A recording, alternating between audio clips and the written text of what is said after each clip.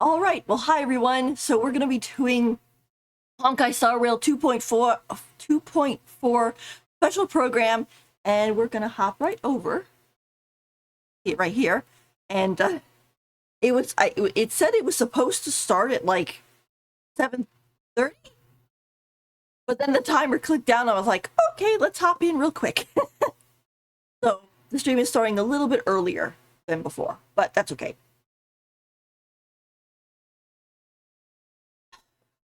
Just here.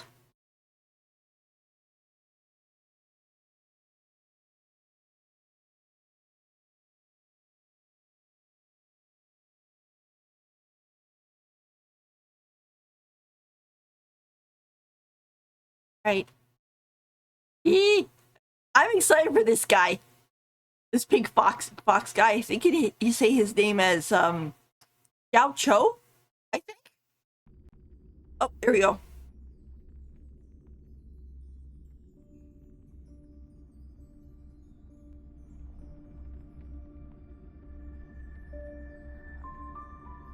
Yeah, his program starts in 4-ish minutes. So, but this is exciting. I'm really looking forward to the Foxian guy. He's actually going to be our first. Let me turn that down for a little bit right now. He's actually going to be our first male playable Foxian, because so far we have like Ting Yun and we have Yukong, but they're both and Hua Hua. Keep forgetting Hua Hua. Poor Hua Hua. We have them, but they're all girls. So he's gonna be the first male playable Foxian, which is nice. And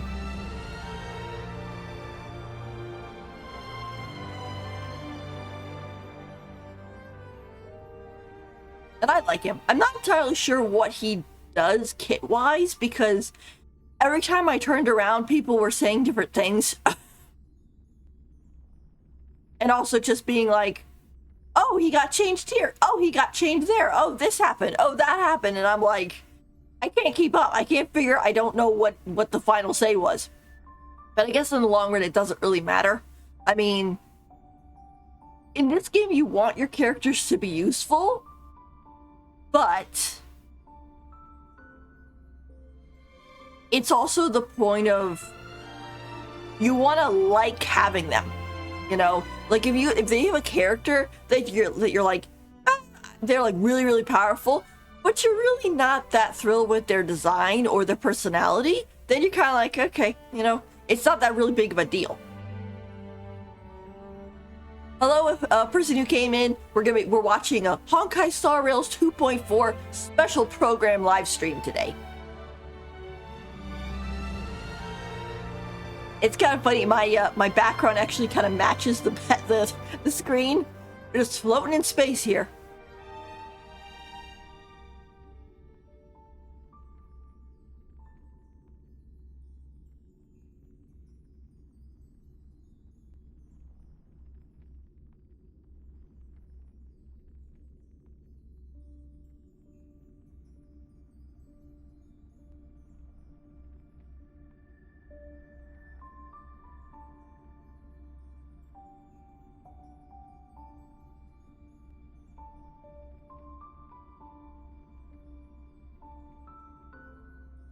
Anyway, yeah, I mean, I know we're apparently going back to the Luofu,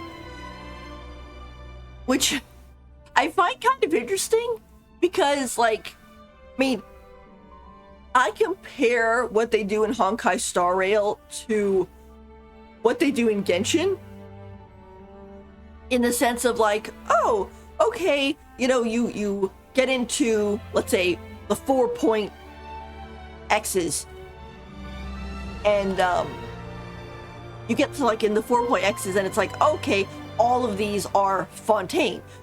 You're gonna have a you know,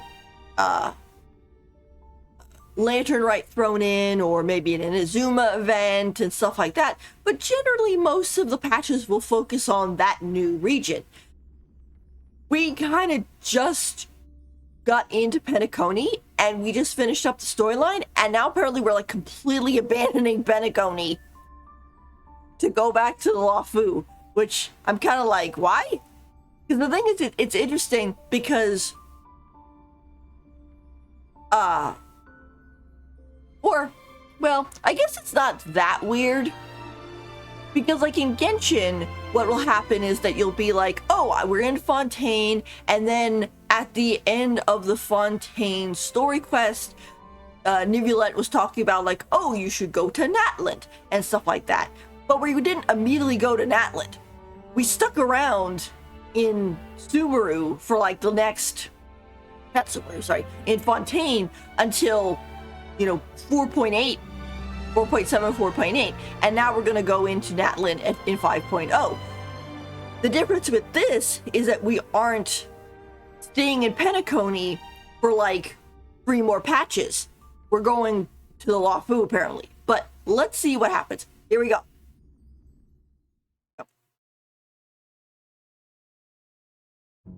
Here we go. But long story short, work pressure is really starting to wear me down. You got any medicinal recommendations, Mr. Jocho? I have just the thing, Mr. Albert. Take 2 mace of heavenward pepper, 3 tails of 7-star chili, and half a caddy of millet pepper. Remove the seeds and grind together with a splash of prickly ash cooking wine. Uh-oh. Apply the mixture evenly and rinse after 20 minutes. Finally, apply a layer of starch, which will induce a detoxifying sweat. Good for the mind. And the soul. Oh, it's very spicy. Dr. Jocho, Albert's not the only one exhausted around here. I should detoxify too.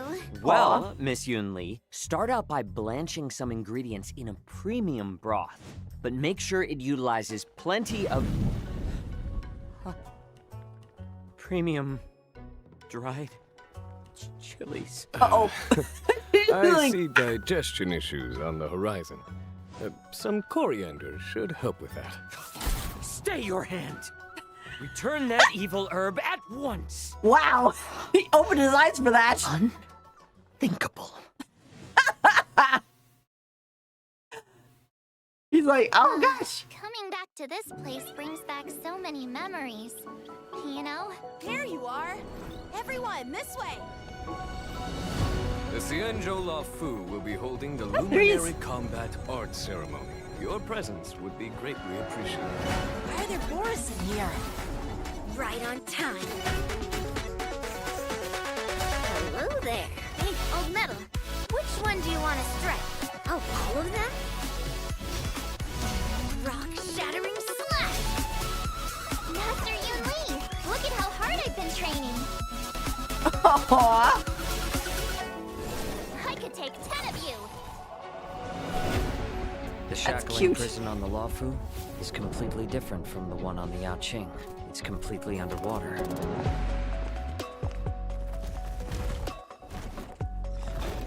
Wherever crowds gather, there is always an undercurrent beneath the surface. Yeah, he looks Since you're cool. already here, why not have a meal before you leave? My first meal after regaining my freedom is the flesh and blood of my fellow kindred. My condolences, Miss Hanya. Memories of chasing, gnawing, and tearing. They've all come back. If this is what they want, I'm always up for a challenge. She is.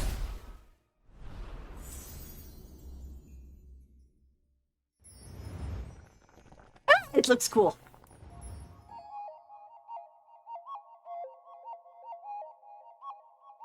Yeah, you can go on to Hoya Lab, by the way, for this and log in and then just click it and be like, oh, please give it to me. So you can copy the thing if you want to and then put it into the code, both on the, or you can put it into the code page both on the web page or in the game itself. But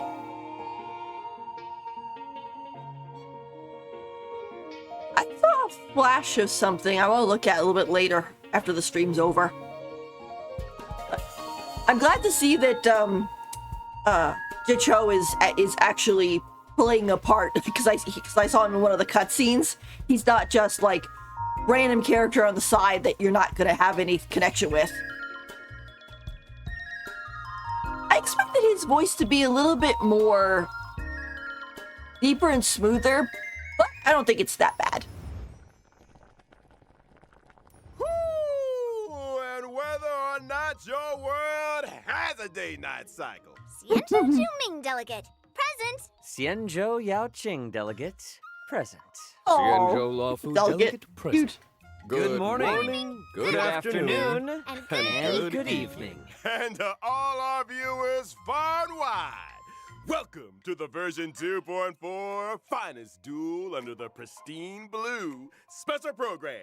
As always, your avian buddy Albert's here to guide you through. Hi, everyone. I'm Yun Li, a sword master from the Juming. And I'm Jiao Cho.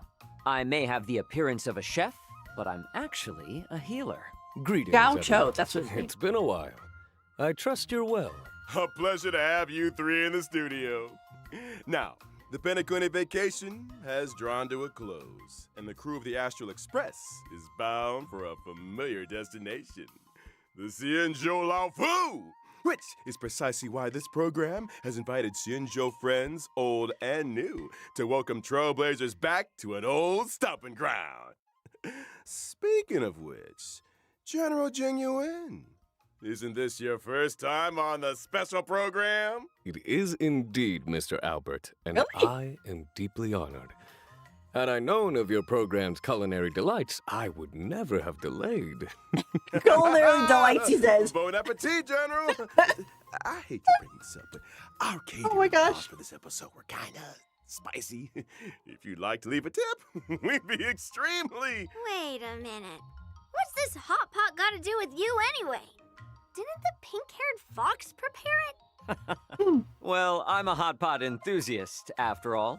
Where I go, the spice follows. Your illustrious presence is payment enough, dear friends. Dinner's on me. What a gentleman! Your delicious morality will not be forgotten, good sir. Let's cut to the chase already. Why are we here anyway? It's like this. I assume you all received an invitation from the Seat of Divine Foresight, welcoming you to the Luminary War Dance. Yep, it's a martial arts ceremony. Competitors battle it out in a flash of swords, all for the title of Sword Champion. As a matter of fact, the War Dance is a festival commemorating the Rainbow Arbiter and the Cloud Knight's triumphant resistance against the abominations of abundance. As you know, the Lawfu's ambrosial arbor crisis was only recently resolved. Now is the time to regroup and raise our spirits, which is why we have chosen this moment to convene the War Dance. It is also for this reason that the title of Sword Champion will not be decided in this ceremony. It won't? Oh, I fear Master Yenqing will be bitterly disappointed. Fear not, Mr. Jiao Cho. This war dance isn't only a morale boost. It's also an invitation to allies and friends, a display of peace, and an important duty for the Cloud Knights. That's why Yenqing has taken it upon himself to accompany the Trailblazers for the duration. Exactly right. In the version 2.4 Trailblaze Continuance mission, Finest Duel Under the Pristine Blue One, Trailblazers will witness Yenqing's assiduous side and his new identity. I get it. One person, not enough. You need our help, right? Such a distinguished occasion surely merits the attendance of other esteemed guests. Of course, the Xianzhou Yaoqing delegation will be led by none other than the Merlin's Claw, General Fei Xiao. At her side will be two senior advisors, Jiao Cho, the Jiao Cho, as well as Moza. And as for the Xianzhou Juming, me and Grandpa, General Huaiyan, the famous Flaming Heart, will be representatives. Be they friends from near or far, we will welcome them with open arms. This promises to be quite the war dance.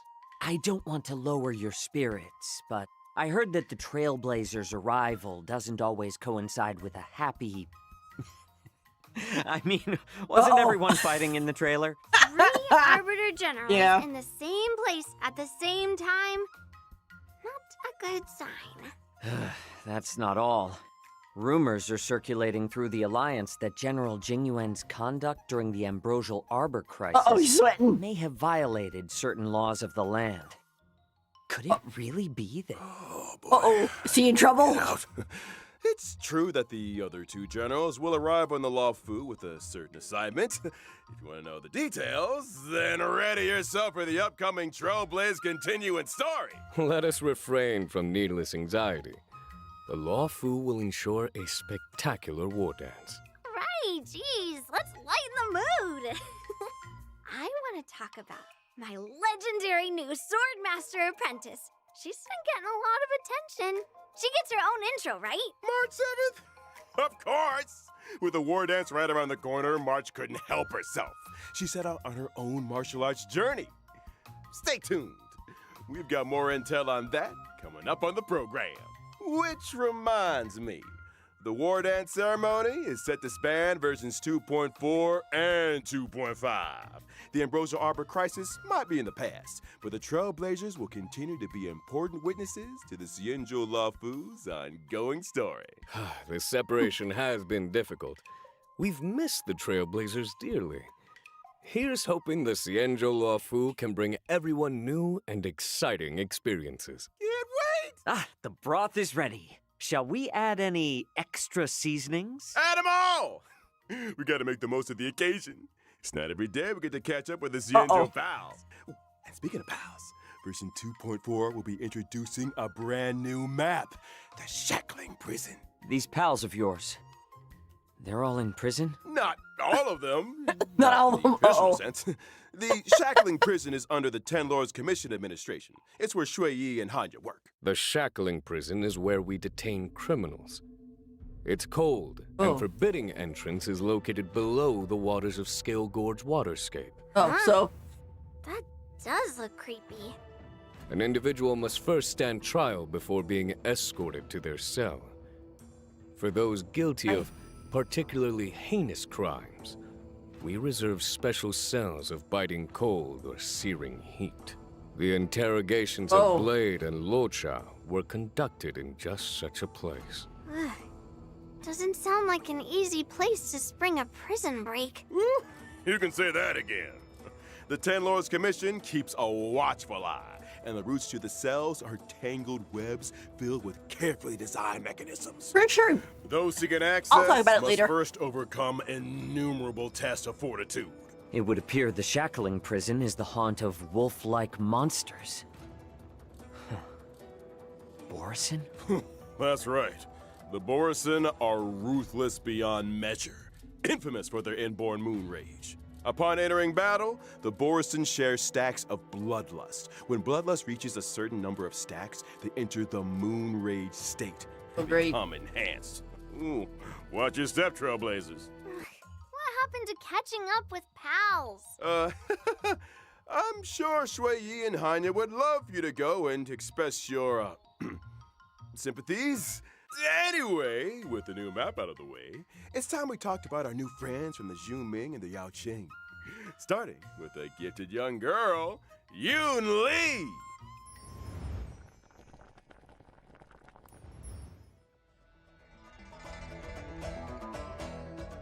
Uh-oh.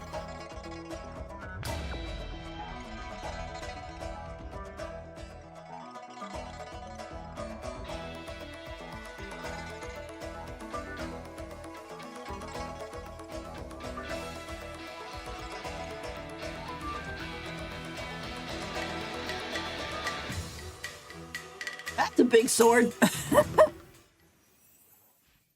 I'm from the Xianzhou Juming, a ship known for its unrivaled craftsmanship. As the records show, some 60 or 70% of all the Xianzhou's armory comes from the artisans of the Juming. Ever since I was little, I've studied sword mastery and weapons forging with my grandpa. I mean, the Flaming Heart, Hua Yan. Grandpa's always been nice to me. He loves me, you know? Miss Yoon Lee is Aw, a talented so young lady fascinated with swords. She sees renowned swords as treasures. Some say she can even communicate with them directly.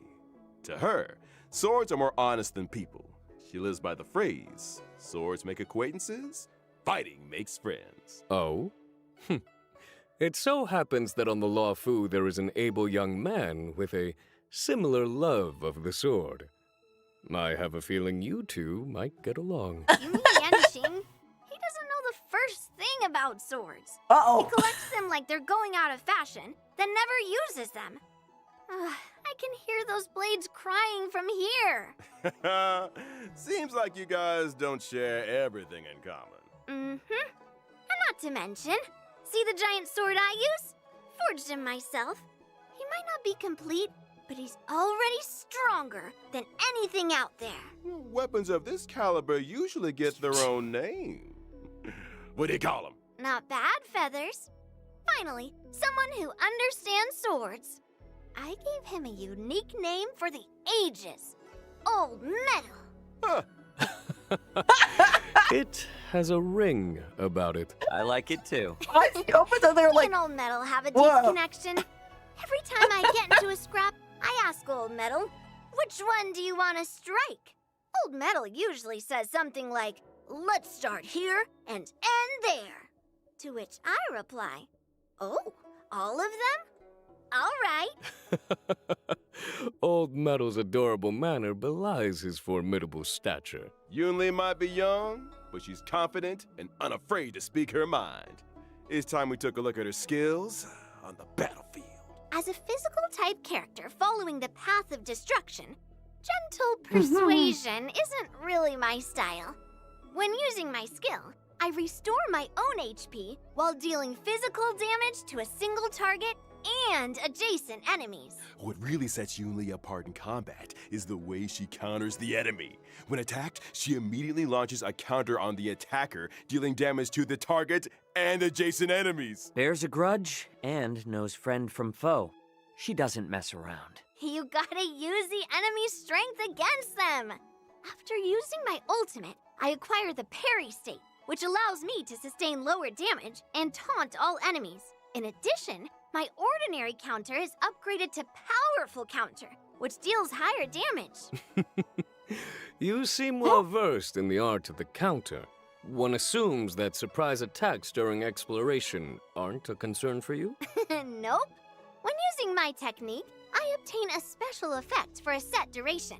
If an enemy launches an attack during that duration, the attack is blocked. And upon entering battle, I launch a powerful counter on a random enemy. Imagine. Oh, you so she fight basically against can't get a ambushed. When a girl with a giant blade comes running straight for you.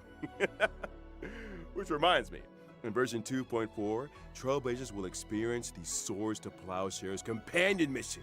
Granddad and granddaughter arrive on the Law Fu from the Zhu Ming, bringing with them a prize much sought after among the war dance competitors. Wait, you brought something else too? Let's see. Let's save that for another time, shall we? Now remember, Albert, the prize is for the war dance champion, not the host. So if Yun Li is also set to compete, and were she to prevail, then wouldn't the prize return home with her to the Zhu Ming? Not so fast now. The Law Fu has something to say about that. The Zhu Ming may have brought the prize, but they ain't leaving with it. Watch us. Easy now. External heat needs inner cooling, as they say. Sounds like another difficult challenge for Yang Jing. Aw. You guys sound so right. It's a whole Let's move on family to thing another going on. That's character, cute. shall we? Hailing from the Yao Jing and soon to be making his appearance, it's military healer Zhao Chou. Ciao, ciao.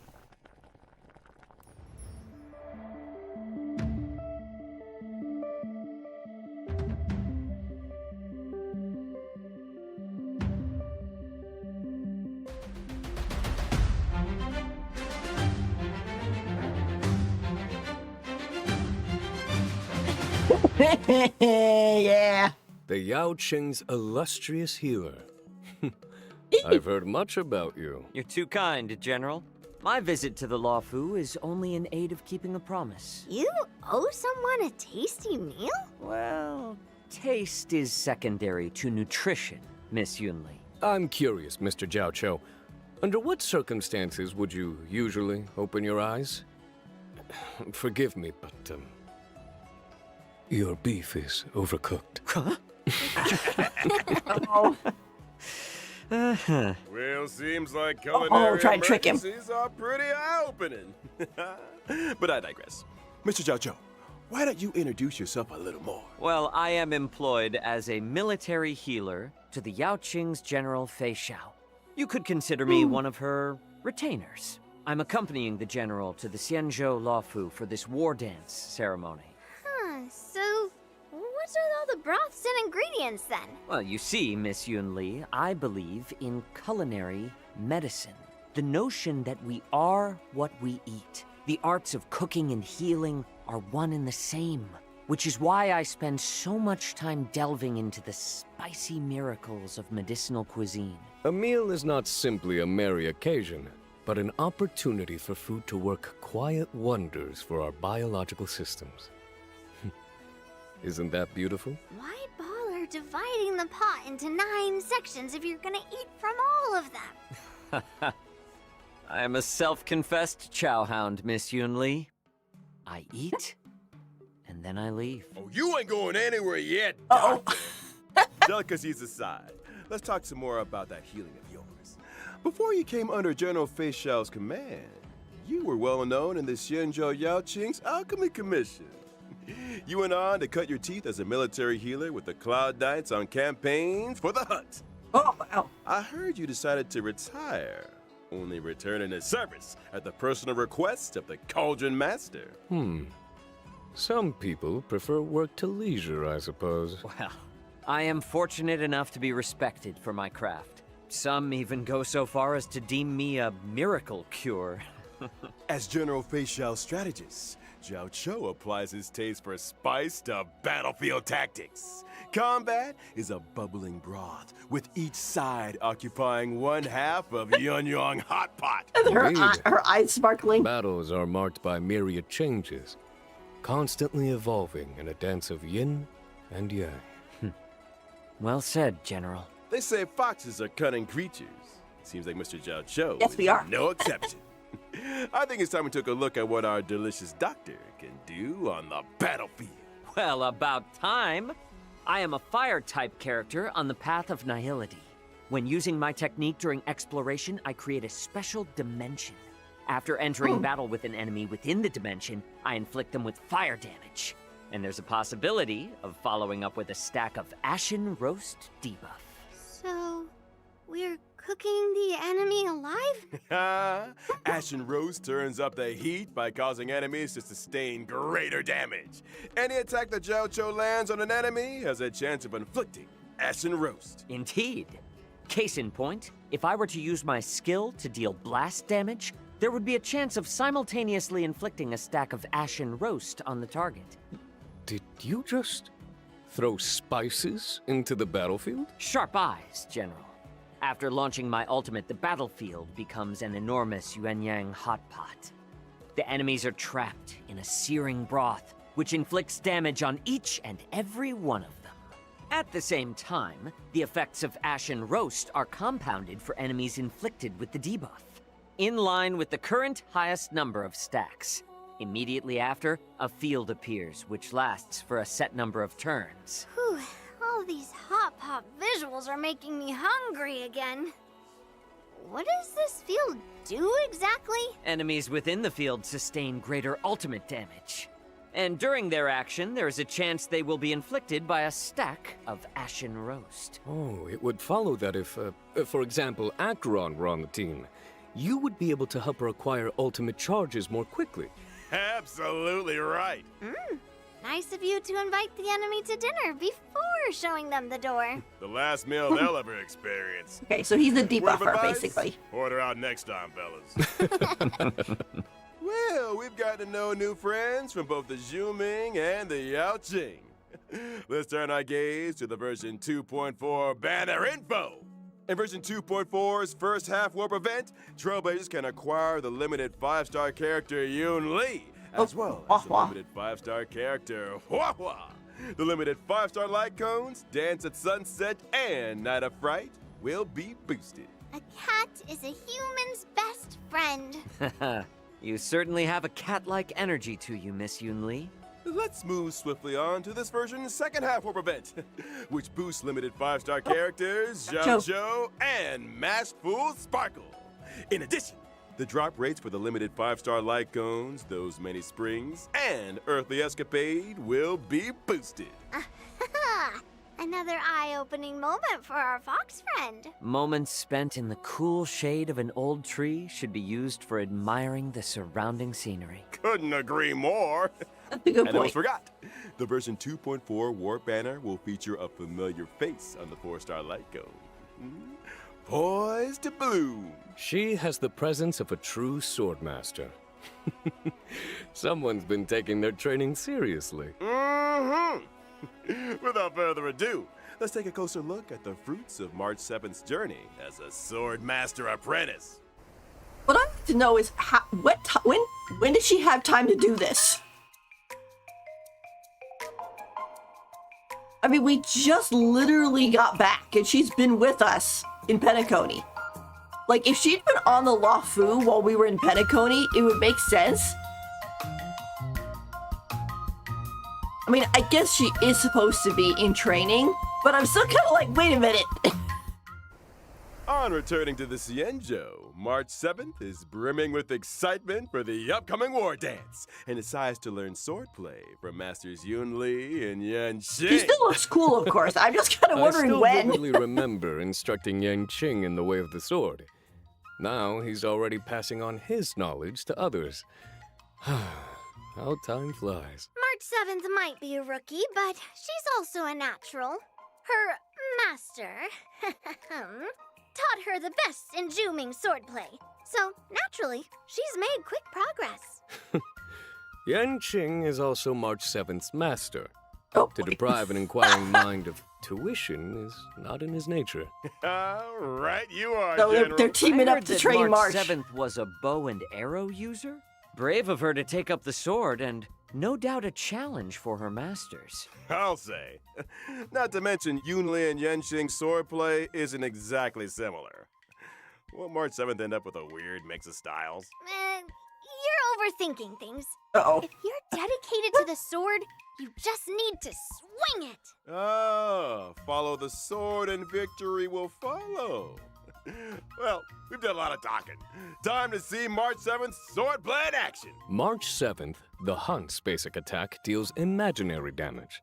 When using her skill, March 7th selects a teammate as master and presents them with a special beverage to increase their speed. What a good apprentice. As a promising young student, Tea. March Boba tea. 7th has a keen understanding of her master's style. When her master launches an attack or ultimate, March 7th acquires charges. When charges reach a set number of stacks, she immediately takes action again and obtains an enhanced basic attack. Her enhanced basic attack deals set hits of damage to a target enemy, with a chance of dealing further hits. Just a Interesting. chance? She's a rookie, remember? Her moves might be a little rusty, but they can surprise you all the same. Depending on her master's path, her specific attacks possess additional effects. That's right. For example, masters on the paths of destruction, erudition, or the hunt can cause specific attacks to deal additional damage. And masters on the paths of nihility, harmony, preservation, or abundance can raise the toughness reduction of specific attacks. Putting learning into practice. That's really interesting. Where do I find an apprentice? After using her ultimate, March 7th can deal damage to a target enemy while improving her next enhanced basic attack. And for those who were wondering what having March as an apprentice is like, there you have it. March 7th is humble and learns from all her allies. During exploration, for every time a teammate uses their technique, March 7th acquires a charge at the start of the next battle. When using her own technique, she regenerates energy at the start of the next battle. It must be a great privilege to have an apprentice with such powers of perception.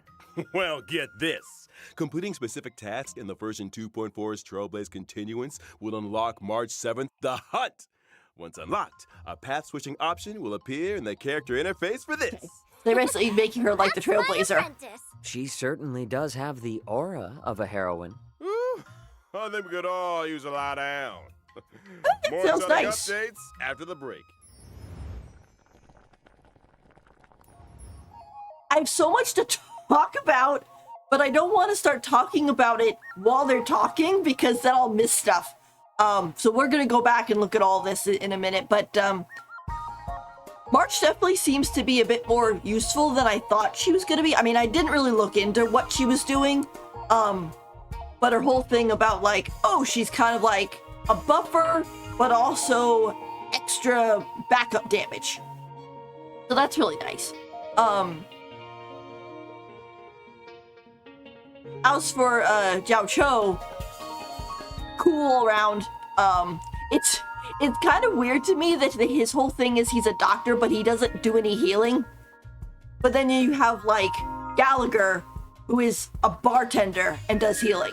So this is one of those situations where you don't attribute what they do to their kits. He's definitely looking more at the military part of debuff Welcome back, than the healing Trailblazers. part. It's time we took a look. Version 2.4 is all new events. As the war dance approaches, guests and visitors from all corners are converging on the Lafu. But not all she's are getting a little harboring noble intentions. chat box I'm with Mark sure all 7's you face. remember a certain IPC representative by the name of Scott. Oh, the Alliance is very familiar with the conduct Uh-oh. and deeds of the IPC. Hardly surprising.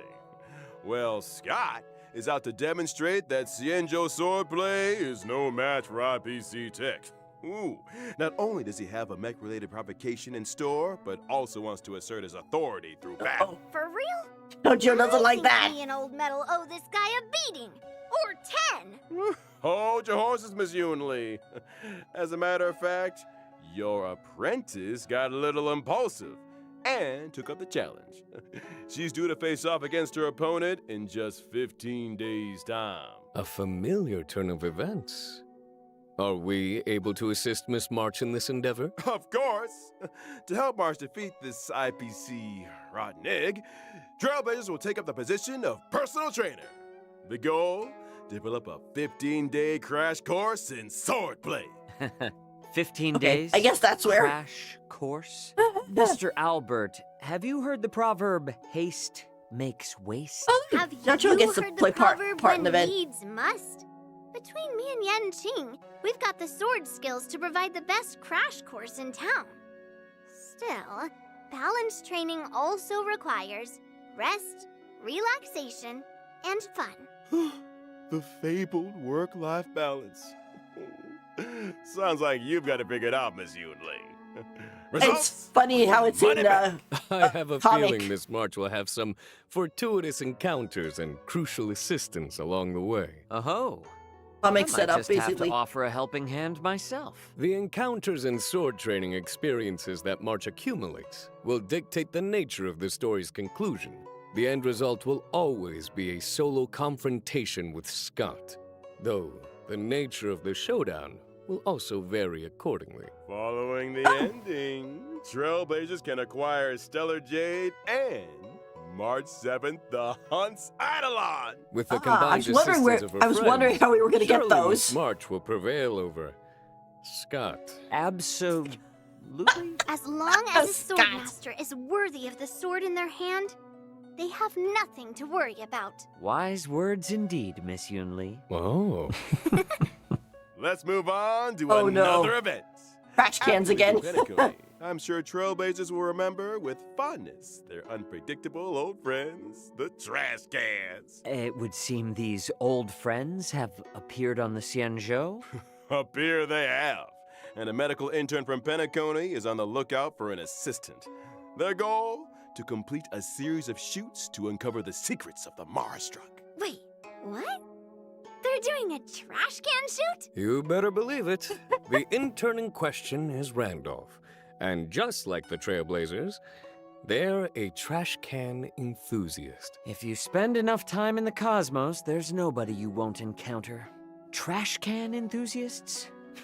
Comes with the territory. During Gosh. the event, Trailblazers must use the photography software provided by Randolph to take pictures of trash cans hidden among the crowds. Different trash Oh cans my gosh. mean different points, with some trash cans even adopting special movements. Ooh, an old one. Do your best to get them all on film to maximize your points and complete the stage objectives. And a friendly reminder, trash cans may appear unexpectedly and without warning. Trailblazers wishing to catch them all will need their wits about them. Now this Like event Pokemon isn't Snap. confined to the CN show. Your old friends have also appeared in Bellabog. Rumor has it that Bellabog inhabitants have recently been attacked by a shadow of unknown origin. To resolve this case, our trash can friends need the strength of Trailblazers and Bellabogians alike. And that's the end of the trash can-related content for this version. Okay. I was gonna say. Don't speak too soon. Uh-oh. In the Trailblaze Friendship is Magic event, Oh my Trailblazers gosh. need to use specific characters to play the role of magician and summon a special trash can comrade, Letter Pony, to fight alongside them. A trash can summoning magician. Does this sorcerer Yeah. have any other notable abilities? Of course! The magician's skill and ultimate will acquire all new combat effects with the power to command mini-cans during battle. The Oh my mini-cans' attack and gosh. talent abilities will depend on which character was used to summon them, adding further layers to the combat experience. Oh, this For is so example, funky. The skills of certain magicians summon mini-cans onto the battlefield up to a maximum of 5. The more mini-cans on the battlefield, the higher the attack and the more energy regenerated for the magician. Classic trash warfare. Well, get this. Some mini-cans can even enter an ultra gold state and receive extra buffs. And we've only scratched the surface. Trailblazers who wish to test the limits of magical trash can strength can do so in-game. Ooh. The event will launch a new challenge stage daily, with 5 stages total and each stage split into 2 difficulties. After completing the Initiation Trial Challenge, Trailblazers can unlock the official trial difficulty for an even harder test. See you on the battlefield, friends. Yuli is very cute. Don't go anywhere, Trailblazers. More exciting updates after the following broadcast. Holy cow. Okay, so a reality invitation trailer.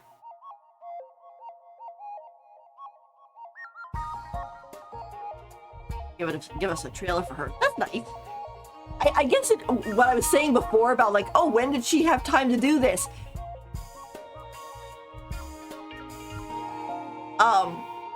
It's like the time was those 15 days. To be honest, it sounds like what we're gonna do is we're gonna go in, she's gonna get into a fight with Scott, and then Scott's gonna be like, oh well, you can't actually defeat me, and then she's gonna be like, okay, I'll take you on, and during the war dance, and he's like, what? And then it's like, oh no, you have to be a sword master, you can't use a bow in this one. And so she'll be like, oh, help, I have 15 days. Train me!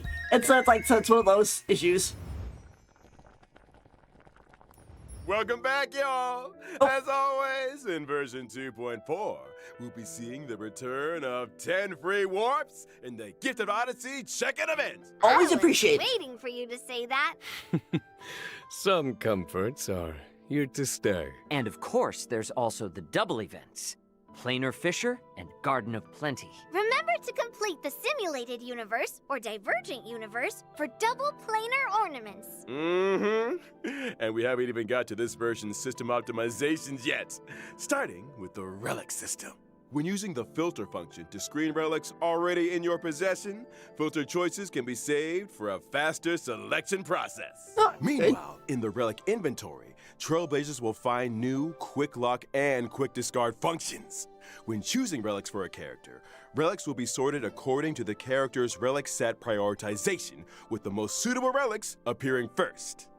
There's also a new Hiccups. feature for relic substat recommendations. By using the recommended relics feature, not only can Trailblazers view a character's most frequently used relic set, but also the recommended main and subsidiary stats. And finally, when checking Simulated Universe Interface and Cavern of Corrosion in the Interastral Peace Guide, Trailblazers can see recommended characters for the relics in question. How considerate.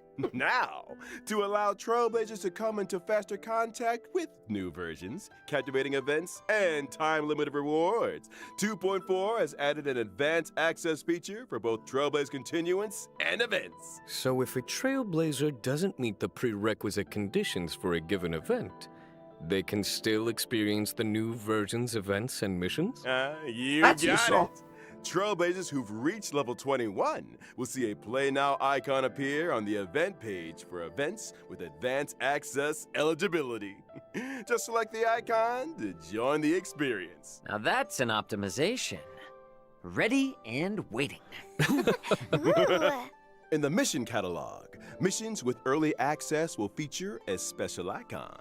Maps yet to be unlocked will get temporary map teleportation access, while also featuring a special icon.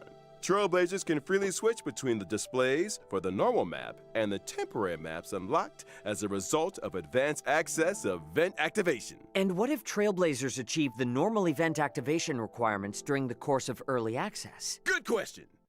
In that case, the event will terminate the advanced activation state and the temporary map channel will close. However, game data will be retained and Trailblazers can continue participating in gameplay as normal through the event stream. Which is when I get my hands on the limited time event rewards. In other news, in the not-too-distant future, a new episode of Knowing the Universe will be upon us. We've invited celebrated novelist Yoshiki Tanaka to be with us on the program. Together, we'll be exploring thoughts and imaginings on the subject of the boundless universe. A huge thank you to Mr. Tanaka for his participation. Man, I can't wait to see that episode. And finally, intel on a mysterious collaboration destined for launch in 2025. Oh my gosh. Bracing for impact! For more Fate info, stay night. tuned Oh. for official announcements, Trailblazers. Woo. That Wow, brings I us wonder to what the that's end gonna of the be. version 2.4 special program. Returning to the Cienjo, getting to know new Cienjo friends.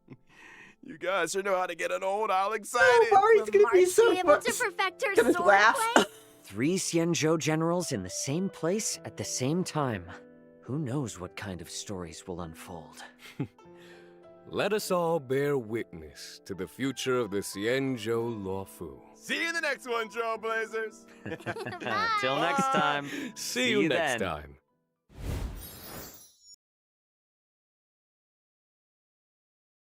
I like that. That's pretty good. Oh boy, yeah. Oh gee. All right, let's see.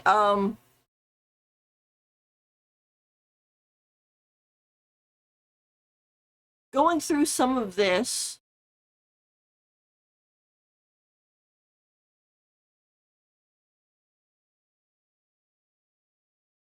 First off, Of Heavenward Pepper, 3 Chibis are as cute as usual, so that was super cute. It's also kind of cute to see Shang Shou and Jing Huang standing next to or sitting next to each other. I know that people have been shipping these two lately, which I think is kind of interesting. I feel bad for Jing Huang though, because like he Turn that evil herb at once! Unthinkable. is I feel bad for him because when you look at his whole thing, it's like it was him and it was all of his friends, and then they all basically died or went mad or had to get reborn or whatever, and now he's all by himself. And some people like still try to still ship him with like Blade or Dong Hong or whatever, but it's like realistically that stuff's not gonna necessarily stick because of all the drama that's happening in the whole thing. Not that you can't ship them, of course, but it's like it's one of those like other stuff gets in the way, basically. And then I know some people were shipping him with Locha, which is a nice ship, but then of course Locha ends up, betraying him and so on and so forth because of the whole abundance thing and so on. So now it's like he got poor Jinguan, like, okay, like who does he get to be shipped with? So but there you go with that. Now there was something here I want to look at again. Coming back to this place brings back so many memories.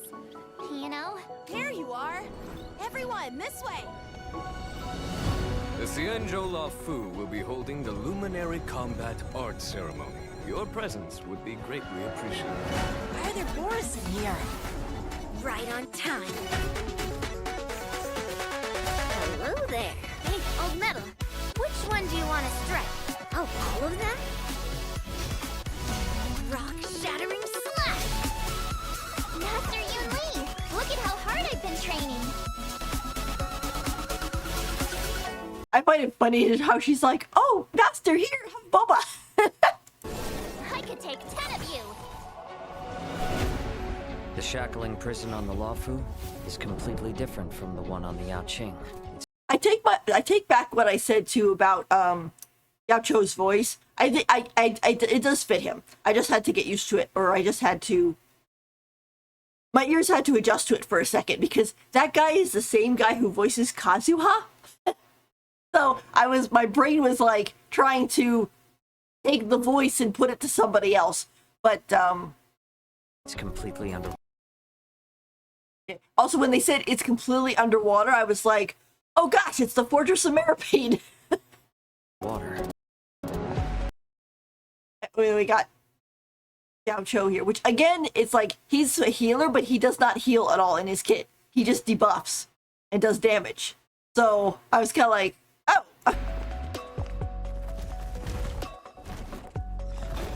Wherever crowds gather, there is always an undercurrent beneath the surface. He is so cool, though. Since you're already here, why not have a meal before you leave? And hot, very hot. My first meal after regaining my freedom. Yeah. Oh, there's Mose. So. Is the flesh and blood of my fellow. Yeah, you gotta slow down this one or take a look at it again, because if you don't, it kind of you miss stuff. Kindred. I was just like, you dare touch her. Like they broke her. My condolences, Miss Hanya. Oh, she's crying. Look in the corner there. Blood of my fellow kindred. My condolences, Miss Hanya. Look at her. Aww. Poor Hanya. Memories of chasing, gnawing, and tearing. My question is, like, what are these things doing in the prison?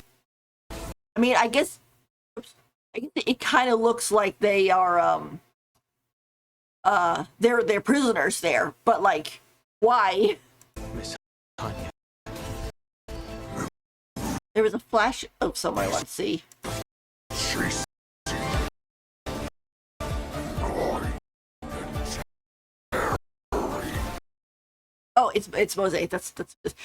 For a second, I thought it was Sunday, but he has a lot of Sundays, kind of like his colors, like his hair color and certain things about him is like, if you with a quick flash, but he looks cool too. I like him. I think he's gonna be a 4-star actually. So. If this is what they want, I'm always up for a challenge. And then we got Big Jet, which she looks really cool. Memories of chasing, gnawing, and tearing. They've all come back. If this is what they they want, I'm always up I like her. She's cool. for a challenge.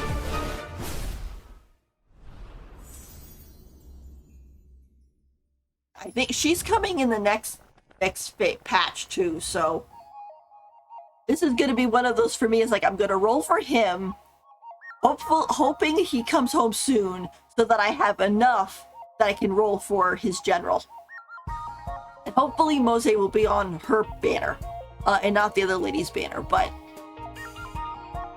yeah, so we have that whole part. There was a part in here, I don't know where it was, with Jing Huan mentioned something about like delicious chef, and Yao Cho kind of brought his fan up to his mouth. I'm like, oh, I wonder if they know about the shippers. So I think that's kind of funny. The war dance ceremony is set to span. So we're going into this. It looks like Yulin is the only one who's getting a story quest, which is sad. But maybe Jiao Cho will get one eventually. They kind of use the story quests in more of a like, oh, just a continuum of the main story versus specifically for that character. I think in this game, the Shackling Prison looks cool. Very kind of foreboding. It's kind of neat that we get to actually see it. Although the one thing that Jing Yuan mentioned about it, where he's like, "Ooh, criminals that are especially heinous get put in freezing cold or boiling hot cells," and I'm like, I'm pretty sure that's against the law. Like, I don't know if that's Geneva Convention stuff, because I think that's just for war. But like, there are laws saying you can't do that to prisoners. You can't put them in places where they are constantly tortured like that. At least according to most of the modern ones I've picked up on. Also, to him saying Blade and Lochu were put there, like, what did they do? I mean, Blade, yeah, Blade has been causing a lot of problems. But Locha, it's like, all he did was bring a package. Like, seriously, you're literally shooting the messenger. Although, I'm hoping that we do see Locha at some point, considering that the last thing we heard of him was that he was being interrogated, and then he was being moved to a different ship, and he wanted to be moved to one ship, but then Jing Yuan was like, oh no, we're going to send you to this other ship. But considering Locha is auto, I would no doubt in my mind basically go and be like, okay, no, he wanted to be on ship B, but he said ship A, so that Jing Yuan would be like, oh, he wants to go to ship A, but then actually sends him to ship B. But then again, there's like, 6 ships, so the odds had to be really, really specific if Locha actually does want to go to ship B. But like I said, since he's auto, I'm sure there's something going on in the background that we're going to find out piece by piece. So hopefully we'll either find out about it in this one or in the next one. Because as Albert said, we're going to be in 2.4 and 2.5 will be on the Law Fu. Which I don't know what that means for 2.6 then.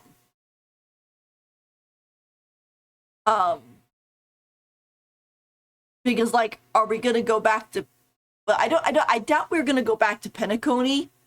It might be something like, oh, we're gonna use 2.5 and 2.4, 2.5 for the Law Fu, and then we're gonna go into 2.6 and 2.7 will be on the way to the new planet, and then we'll get to 3.0 and go to the new place. But we'll have to see. It's. I'm sure with the Hoyo they have it all planned out already, but I'm just kind of curious about the whole thing. But yeah, so this place. Escape. Huh? This definitely looks terrifying. Like, and Dong Hong was in here too, so you do not want to be in here. creepy. An individual must first stand trial before being escorted to their cell. For those guilty of particularly heinous crimes, We reserve special cells of biting cold or searing heat. Yeah, I'm pretty sure that's against the law. Badging one. Don't be torturing people constantly. That just because you're mad at them. That's not nice. The interrogations of Blade and Locha were conducted in just such a place. Doesn't sound like an easy place to spring a prison break. You can say that again. The Ten Lords Commission keeps a watchful eye, and the routes to the cells are tangled webs filled with carefully designed mechanisms. Those seeking access must first overcome innumerable tests of fortitude. It would appear the shackling prison is the haunt of wolf-like monsters. Borison? That's right. The Borison are ruthless beyond measure, infamous for their inborn moon rage. Yeah, he said moon rage. And I know that I mentioned, it said that Feng Xiao, I think her name is, she has moon sickness or something because of transformation. So I'm kind of thinking, is this what Foxians become? You know, like, I know Foxians aren't immortal. They do die after like 500 years. But I'm kind of interested on, like, is this what Foxians become if they happen to get the moon sickness? You know? But, so that's kind of interesting. Yulin, it's kind of funny. When her drip marketing happened, I was like, oh, she's going to be a fire character. Because, I mean, look at all the fire. No, she's a physical destruction character. Which, is perfectly fine, of course, like that. But I'm just like, oh, like completely threw me off. She is very cute, though. It's kind of cute that she's the granddaughter of one of the generals. Also, the whole thing with Jing Huan and basically trying to kind of push her and Yang Qing together is sort of cute because it's sort of like, oh look, you two get along. Maybe you'll get married someday, right? So I'm looking out for my child's welfare, and then just like at this point they're like not agreeing with each other, and so they're sort of like arguing about swords and things like that, but they both have the enjoyment of swords. So it's kind of seems to me sort of like the if anybody has ever seen the Swan Princess, the one movie where they were pushing Derek and Odette together since they were children, and they just like didn't really get each other. Like they would, you know, argue and he wouldn't let her play with him and stuff like that. And then they got to a certain age and they were like, oh, you're actually like not a snot-nosed kid. You know, you actually are a really nice person and very attractive, and I think I might actually like you. You know, it's one of those things of like, oh, they'll push them together and you guys might argue, but you'll grow up and then you'll realize that, wow, we have a lot of things in common. Yeah, we should get married or something like that, you know? So I think that's kind of cute.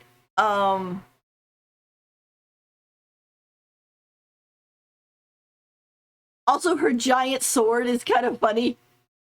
It's like say hello to my little friend type of maneuvers. So and it's kind of funny. So I like that. Like I mentioned, it seems like she's the only one getting a companion mission, which is a bummer. I wanted one for Jiao Cho, but we'll have to see. I mean, he might get one. It also might be that he is like hooked in with somebody else, like when Feng Xiao comes out, that maybe they'll be hooked together. Considering he's a 5-star, you know.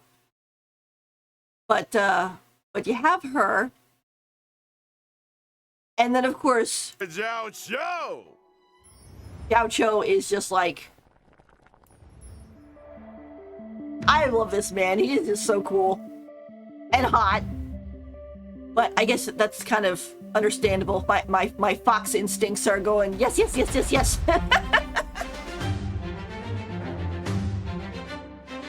That shot too. That's when people fall in love with him. The Yao Qing's illustrious healer. Oh my gosh! I've heard much about you. You're too kind, General. My visit to the Law Fu is only in aid of keeping a promise. Oh, also dude's like, oh, I've heard a lot about you. It's like, oh, thank you, General. It's like, oh gosh, the ships are talking. But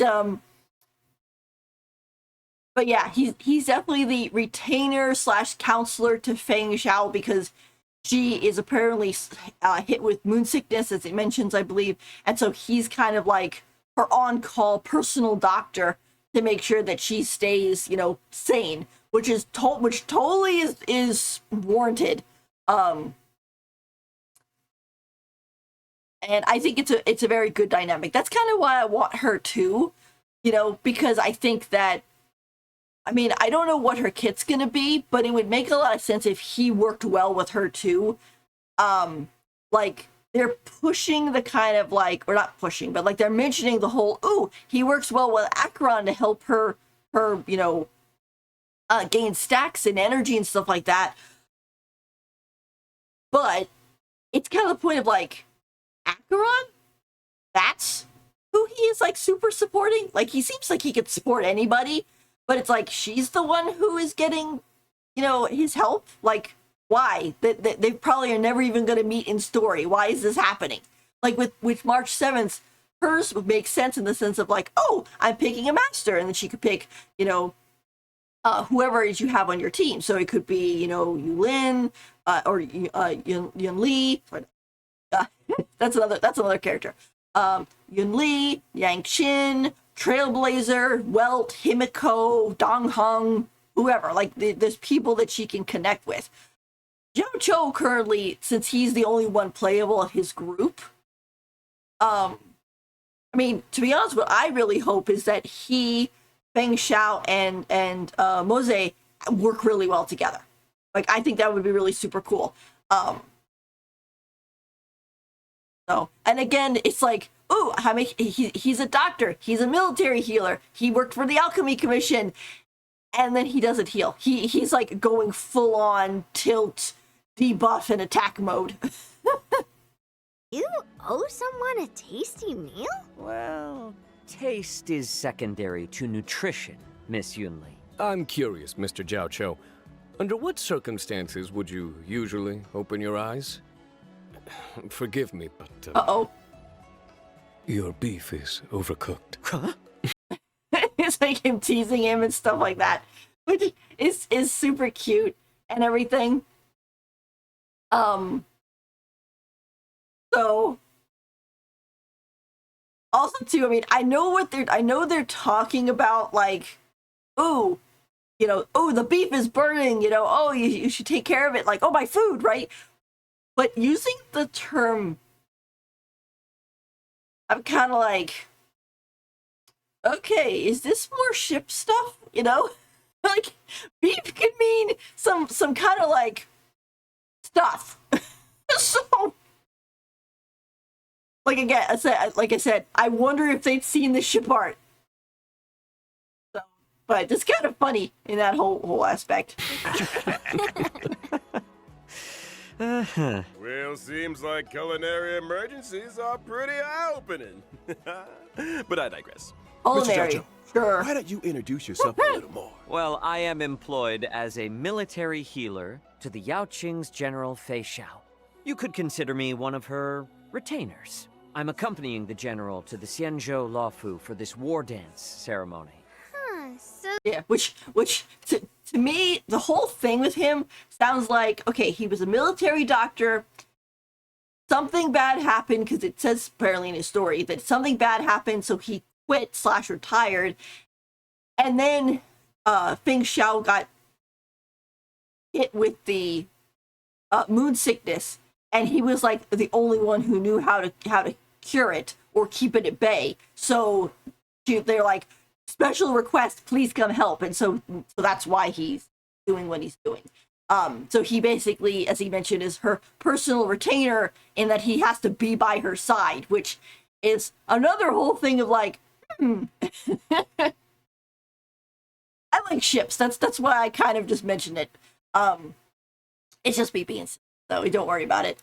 But what's with all the broths and ingredients then? Well, you see, Miss Yunli, I believe in culinary medicine. The notion that we are what we eat. The arts of cooking and healing are one and the same. which is why I spend so much time delving into the spicy miracles of medicinal cuisine. A meal is not simply a merry occasion, but an opportunity for food to work quiet wonders for our biological systems.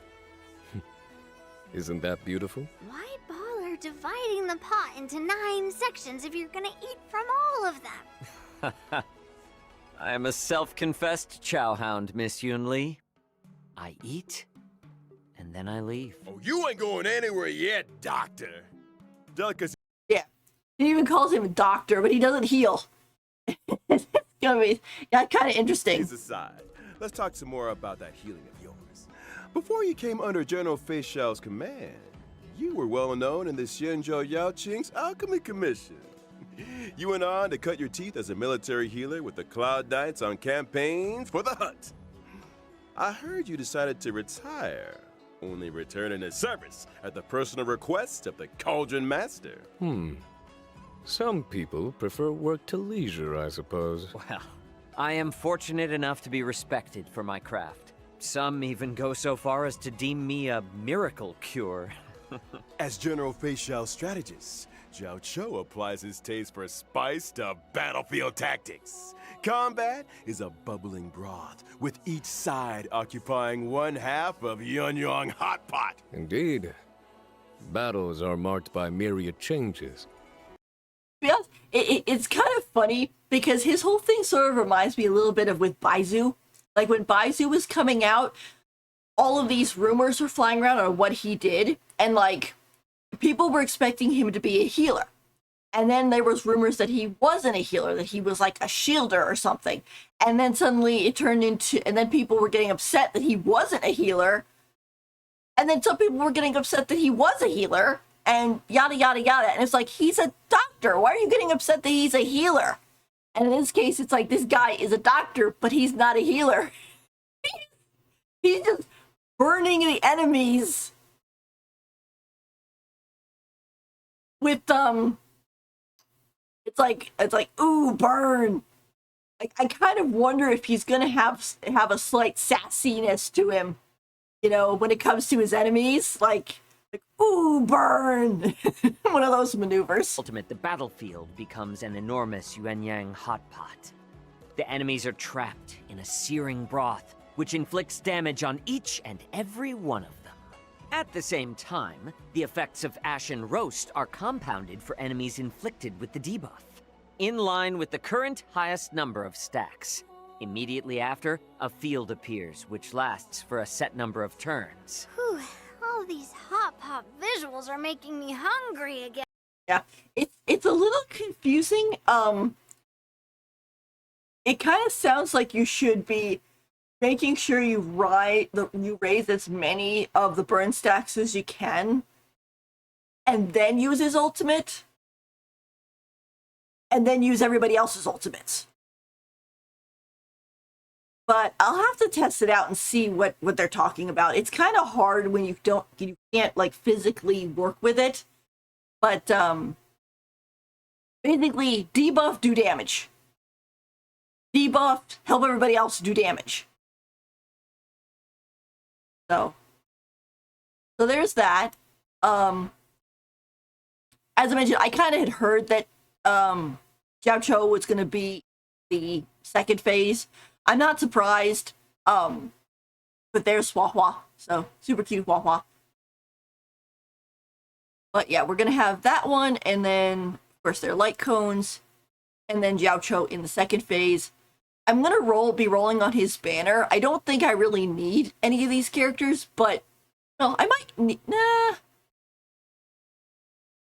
I don't think I have Arlen at, would that be E6? I don't think I have him at E6. I think I might have Hook and Greniphin at E6. Which in turn, that'll just basically make them turn into a free roll for Sunday, because I have a Sunday savings, which the Sunday savings isn't up and isn't really high enough. It's up to like 90-ish, but in order to guarantee him, I need 180. So I'm about halfway there.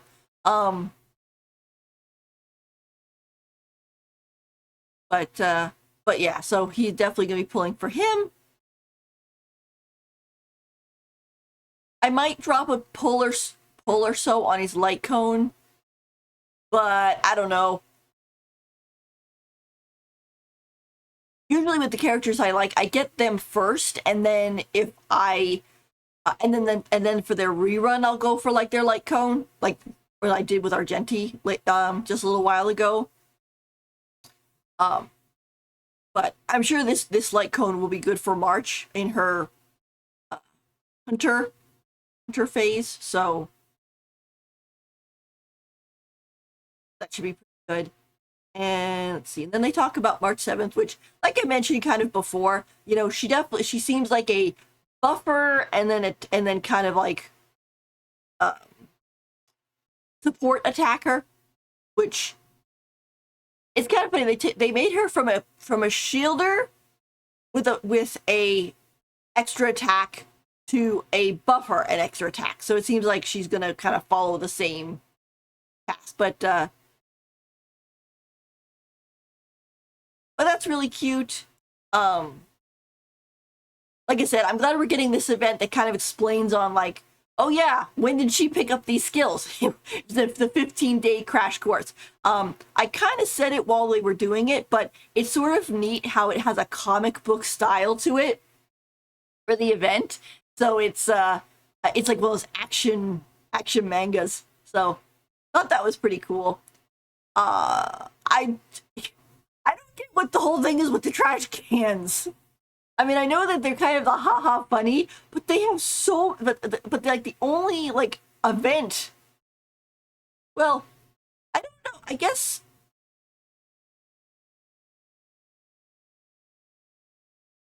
Yeah, because the going to the Lawfu and doing the whole thing with the war dance is a story. It's not an event.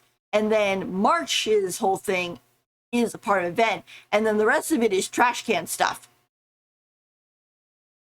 Which I am kind of shocked that we get that much trash can stuff in a Lawfu patch, basically. So that's kind of weird. But I'm sure it'll be fun. I think that this whole snapshot thing is kind of funny. Like, you just take pictures of the trash cans as they go by. It's like Pokemon Snap, but with trash cans. So, trash cans with buff arms and legs. So, I think that's funny.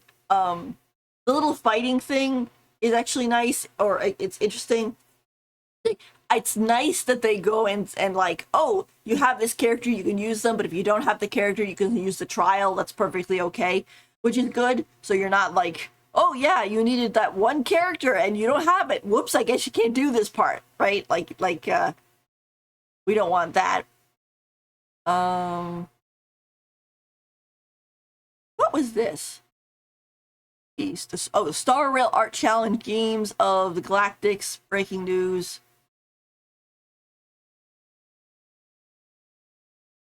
It looks like it's just a, I guess, art contest. Let's see. And of course, we're getting Gift of Odyssey, which is always nice. The artifact adjustments will be pretty useful, I think. And let's see. Now that's an optimization. Ready and waiting. What was this? I think I must have missed what they were talking about. That. Plays continuance and events. So if a trailblazer doesn't meet the prerequisite conditions for a given event, they can still experience the new version's events and missions? This is for people who are like just starting out. Trailblazers who've reached level 21 will see a Play Now icon appear on the event page for events with advanced access eligibility. Just select the icon to join the experience. Now that's an optimization. Question. In that case, the event will terminate the advantage of knowing the universe will be upon us. We've invited celebrated novelist Yoshiki Tanaka to be with us on the program. Check that out. Destined for launch in 2025. And this. Oh my gosh! If we get a Fate Stay Night character like Archer or basically Emiya or Lancer in the game. Oh my gosh, that is gonna be so amazing. Also, I have a friend. I think this is funny, okay? So she was in the Fate fandom, okay? And just recently, she has not left it, but she's kind of leaned into the Honkai Star Rail fandom. She plays a Sunday and Gallagher and stuff like that, because we roleplay together. And so I find it funny that it's like, oh yeah, you remember how you kind of are leaning away from the Fate franchise or the Fate fandom? It's going back to bite ya. I'm also really shocked because Fate usually does not collab with stuff outside themselves. Like, they'll go and they'll collab with, like you'll have, like, Fate Stay Night, and it'll be, like, with Fate Grand Order, or Fate Learning with Manga, or any of the other groups or series in their wheelhouse, but they will stay within Fate. It's kind of like the idea of like where we had that one Genshin and Honkai Impact oh gosh, what is it called? Collaboration, where it was just like, okay, it's with Honkai Impact and Genshin Impact, so they were both in MiHoYo. Which I still wish that we got more in Genshin for that collaboration, because we basically got nothing. I think the only thing we got from that was that the Unusual Hilichurl will occasionally throw a Homu at us. Well, meanwhile, in Honkai Impact 3rd, they end up getting Fischl, they got a Klee outfit for Theresa, they got, whatchamacallit? They got a Stigmata, which is basically like a artifact. I think they actually might have gotten 2. And like they got all that stuff, and we got like nothing. Like it wasn't a collab for us. It was just Honkai Impact, nicking some of Genshin's stuff. So I was really sad. I was kind of bummed about that.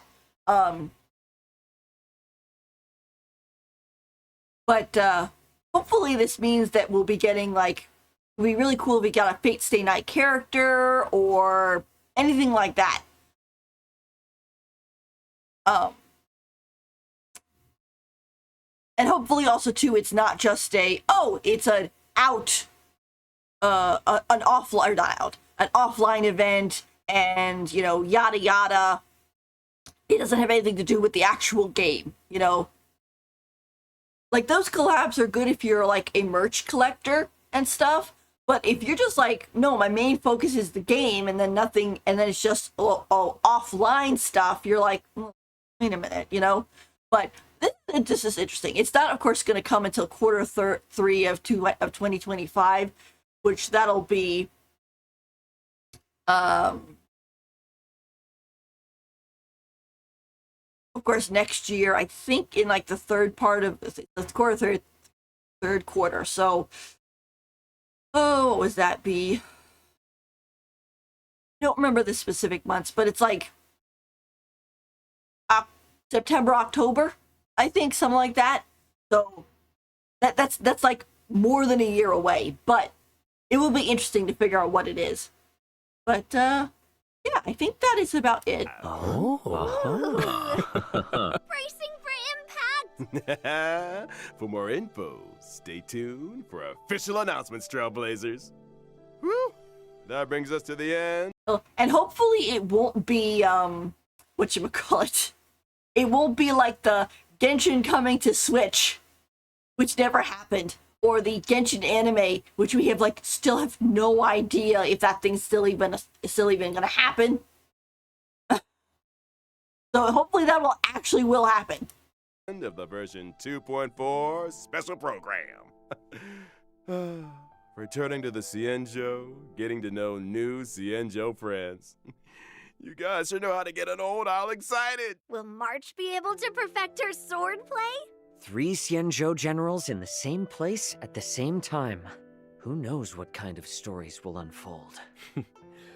Let us all bear witness to the future of the Xianzhou Luofu. See you in the next one, Trailblazers. Till next time. See you next then. time. So, there you go. Alrighty. Well, you know what? I was going to end the stream, but I think we could probably throw in a little bit of Honkai Star Rail play, because I haven't done that for a little while, and I still do really enjoy the game. So, but let me... want to go into Hoyo Lab and use the codes.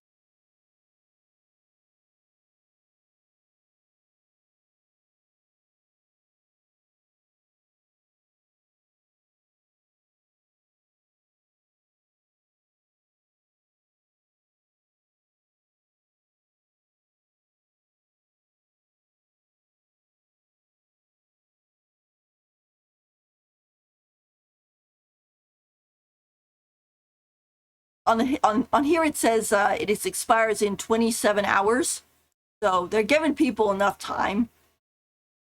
I know for Genshin they had some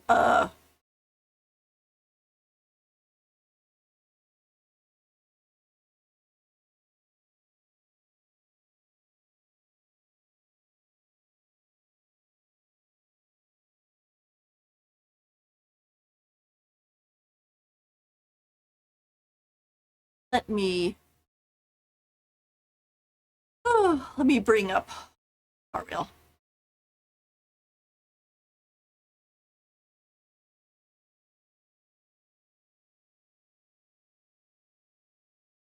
That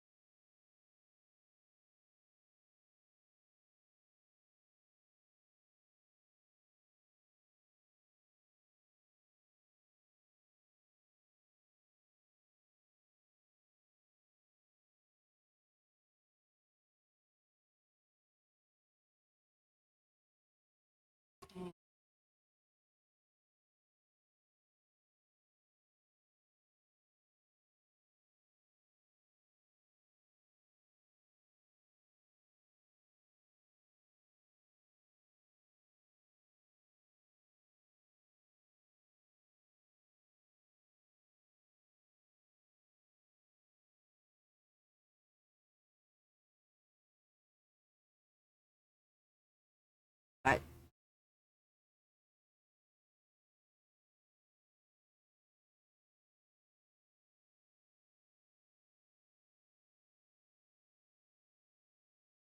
Oh yeah. Oh, also another thing I forgot to Dong Hung is coming with us this time. He's not staying on the express. I know people had been laughing about it, or they. Oh, hi Dark Owood. Sorry, I was. I just got here and you were done with the stream. Yeah, it ended. Live stream. To the next update. Well, yeah, that would be interesting. It would be like 10 days.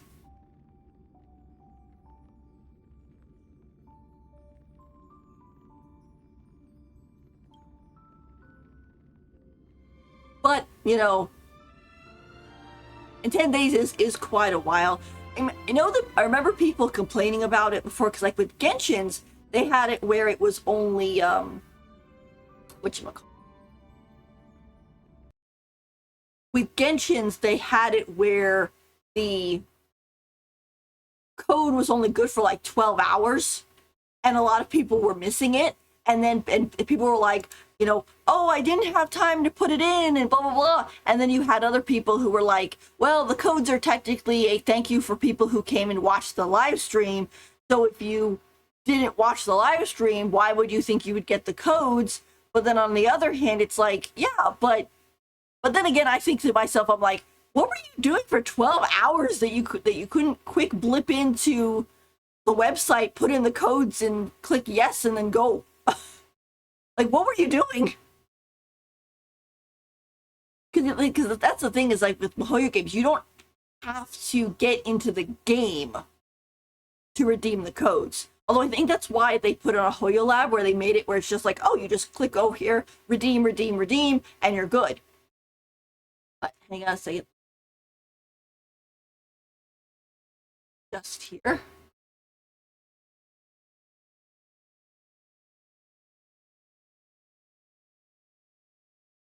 There you go.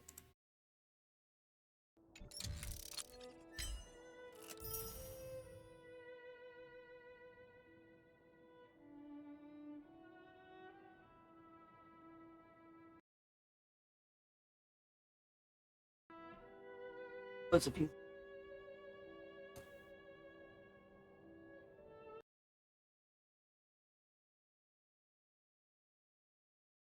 That.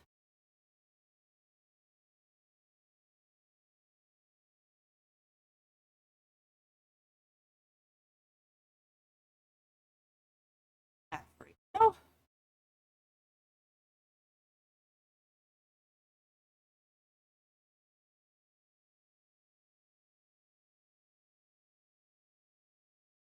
Well, I mean, I guess somebody could be sleeping for 12 hours, but that's a long time. I mean, I think like even 10 hours is a lot.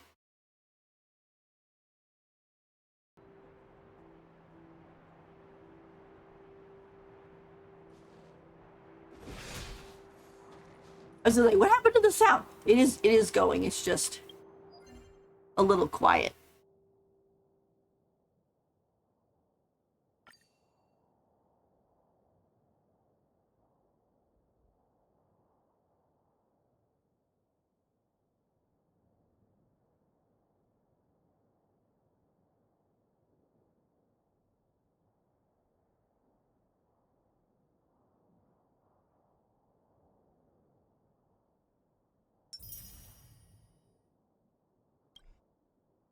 All right, I think.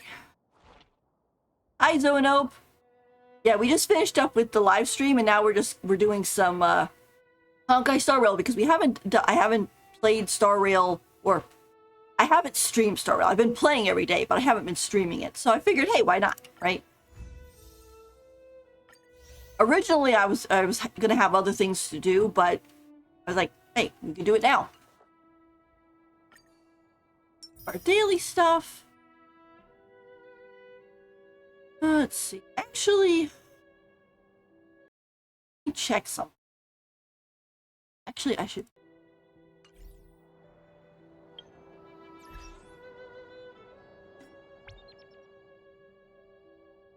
Oh, and we have a survey. It's now online, so you can do that.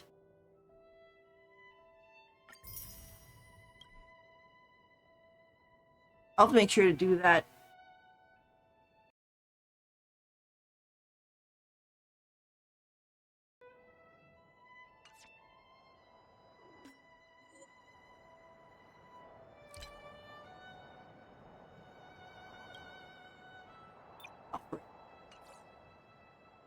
So you guys don't just keep having no sound. See, I'm finally putting Dan to work. Well, he's finally like coming with us in the first on the first go. I mean, I think, well, what happened with Dong Hung was like he was on the space station with us, and then he went to Bellabog with us first thing, and then we got to the Lafu, and he's like, I'm not gonna go, which made total sense because I mean he technically was not supposed to be on the Lafu. He'd been banished from it, but he ended up coming onto it because he realized we were in danger and he wanted to help us. And then Penacony ends up being the same thing, where he stays on the Astral Express with Pom Pom. One, because he's pretty much exhausted from all the mental stress he went through and everything. But then again, he then shows up later on to kind of help us out because and he's sort of working behind the scenes with Boot Hill. So he does play a part, but he wasn't like coming with us from the get-go. He keeps getting pulled in. So in this case, it kind of looks like he's coming with us at the start instead of being pulled in, just pulled in again. Have you been keeping up with all the games, or did you drop a few? Well, I'm still playing Genshin, Wuthering Waves, and Honkai Star Rail daily. You really can, for me, I can only really handle 3 games in 6 and play them fully successfully, and like doing the dailies and using up stamina and so on and so forth. Any more than that, and I start getting into I can't play all the games. or it ends up being you log on, you do the bare minimum, you get off, and then it's like I don't actually get to enjoy the game. So do daily Genshin and Rail once a week.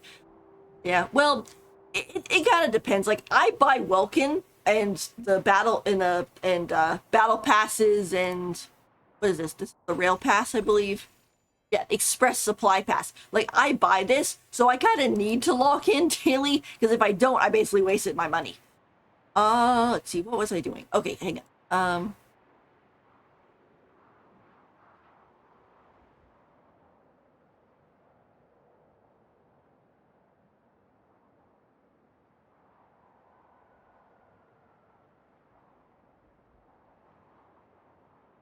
Trying to figure out, because I've been doing a lot of pre-farming for Yao Cho. I want to see what Arch needs. Because I know her...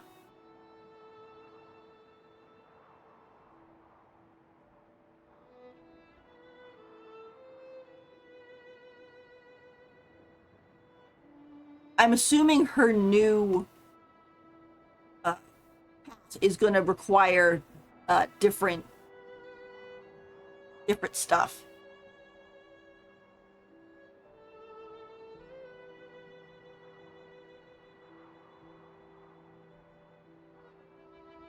I'm assuming she's not going to start back at level 1 or anything, but her traces are going to need leveling.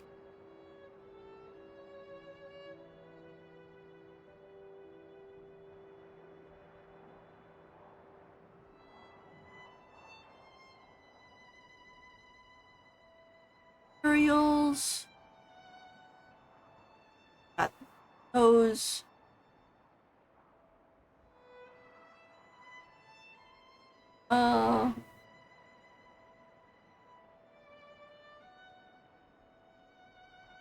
It looks like she needs...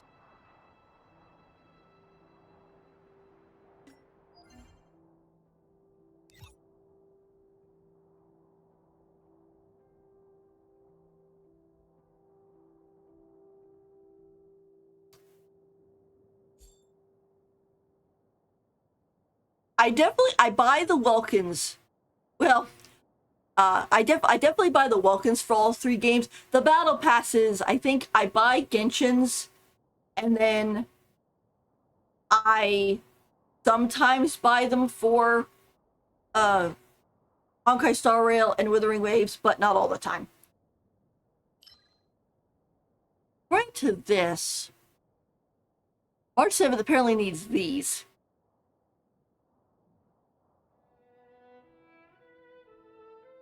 For her level up. So let's go there and use some of this to... During Let's Me collect unlimited... that's true. That's true. Max artifact inventory. Yeah.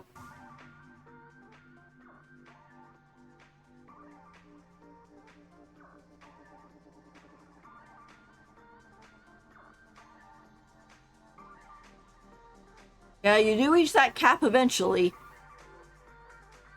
I guess that's where the strong box is for, you know, when you're like, okay, I end up needing these artifacts, but I have a bunch of artifacts that came out that really not any good. The one problem I think with the Withering Echoes is the fact that... how do I put it? You have the Echoes, and they have like a set bonus status. So like, ooh, these ones are like the ice one, right? But then you'll get one and it'll be like, oh, this is for the ice set, but it'll be like arrow damage or fire damage. And you'll just be like, what good does that do me?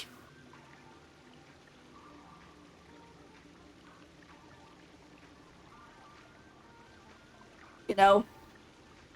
It's like, what good does a... Because the thing is, it's like, if it's a ice... If it's for an ice set, then... But it's like, if it's for an ice set, then you would be putting it on an ice character. And an ice character isn't going to have, you know, any damage other than ice. So... No dirty tricks, alert. See, I need them. I only care about the main stat. Yeah. I know with with Genshin artifacts, you can drive yourself crazy if you focus too much on the substats. Yeah, I only really focus on the main stats too. I mean, it's kind of one of those things of like, if you have, let's say, a, you know, crit damage or a crit rate piece, right? And you Bust. Or maybe I'll take it all. you see if I explain properly. Like, let's say you have a piece and it has attack percent. Okay, well, it's attack percent.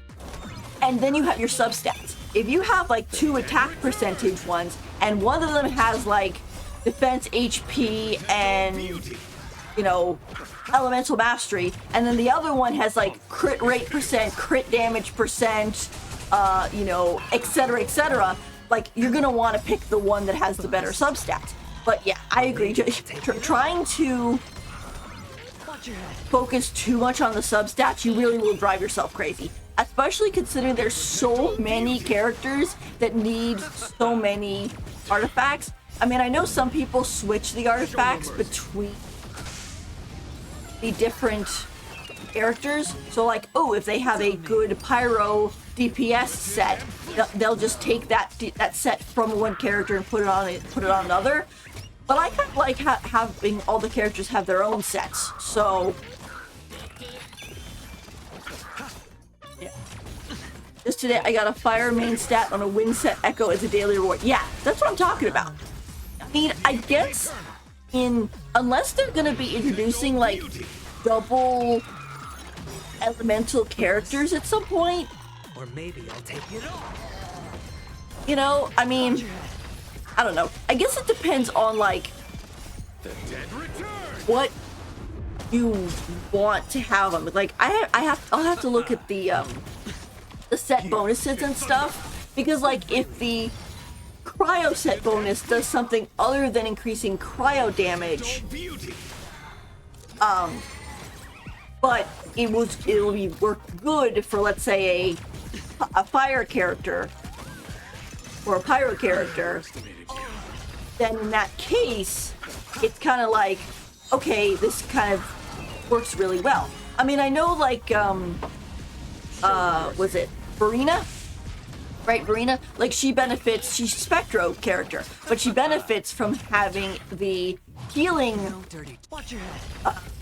artifact set. I guess it's an artifact status, echo status of the set. But then you can customize that to be like, okay, here we're having these guys have spectro damage. This one has attack percent. This one has crit rate or whatever, or you know, so on and so forth. So you can manage it like that. But again, it's sort of like if you have an ice set, but the ice set has a pyro damage bonus. It's like, why?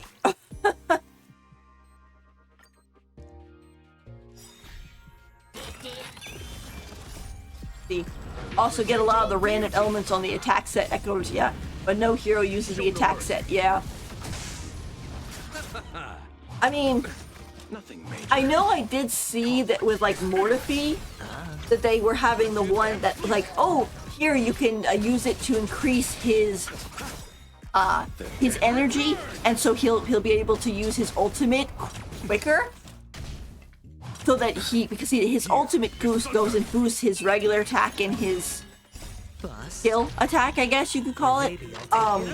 However, I switched to that, and he actually ended up being less powerful because it took away the buff for his pyro. So I just like, now I'm going back to the pyro set. Conflict is pitiless. Spend freely. Beauty is eternal. I will protect all beauty. Bust. Or maybe I'll take it all.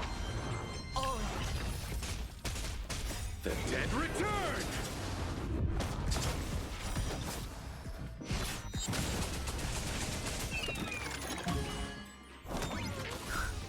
I will protect all beauty. Right to this, she needs that. Nothing major. Here is thunder. Show no mercy. It's on me. Wretched and fleeting. No dirty tricks. Watch your head. I underestimated you.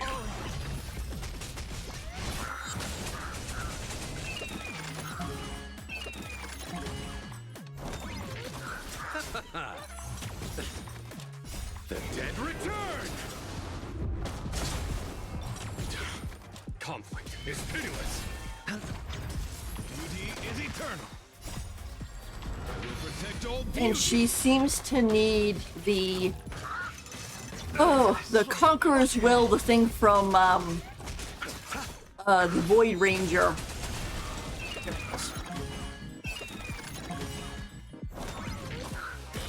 Apparently. Bust. Or maybe I'll take it all.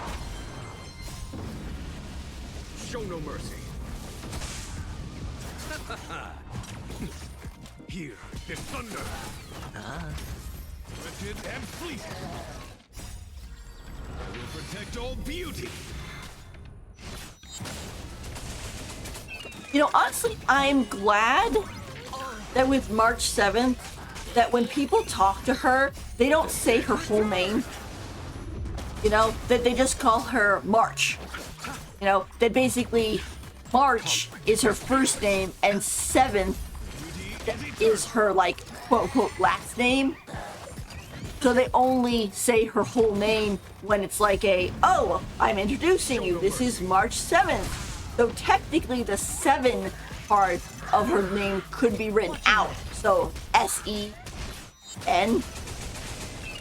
and then T-H.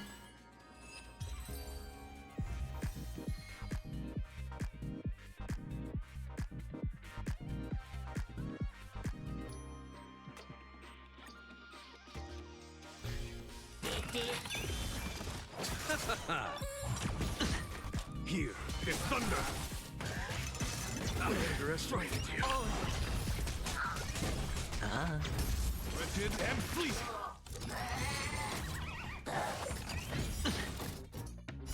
Bust. Or maybe I'll take it all. Watch your head. Well, unfortunately, it doesn't look like they have her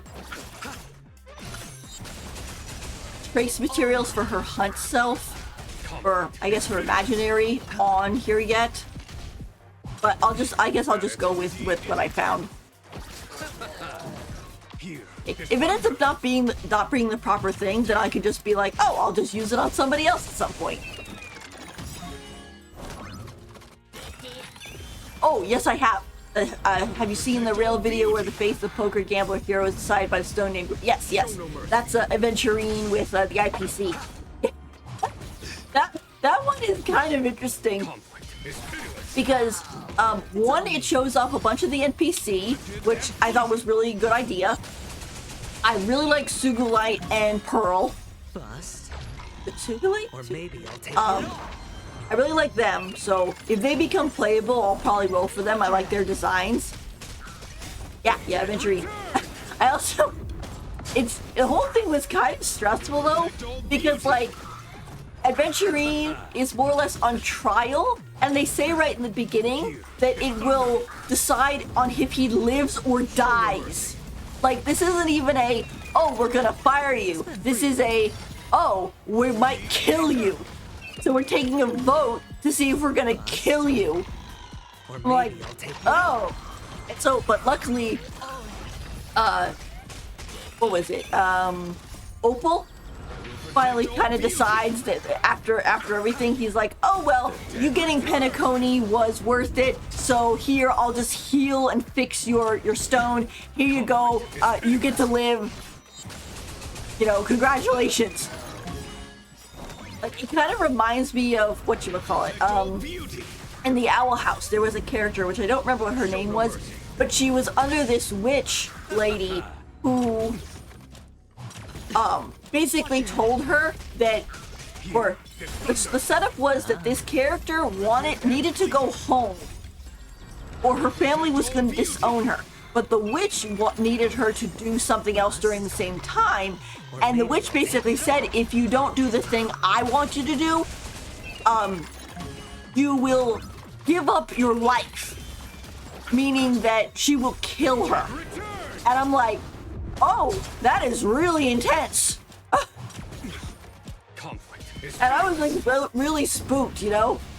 Show no mercy. And then the end, she does have to do what the witch wants. And then the witch is like, congratulations, your reward is life. I'm like, holy cow. So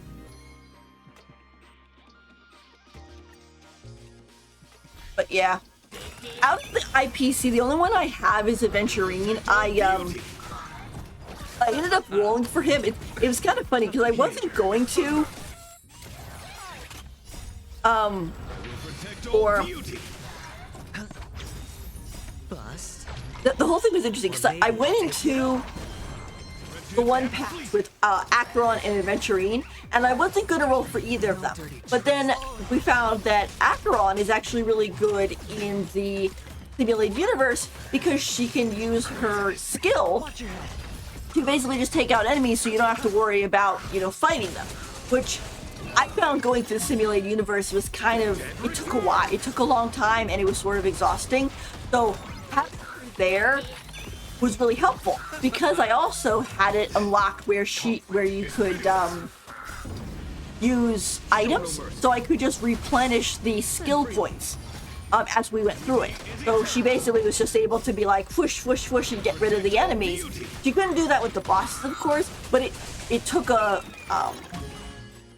it made the whole thing a lot faster.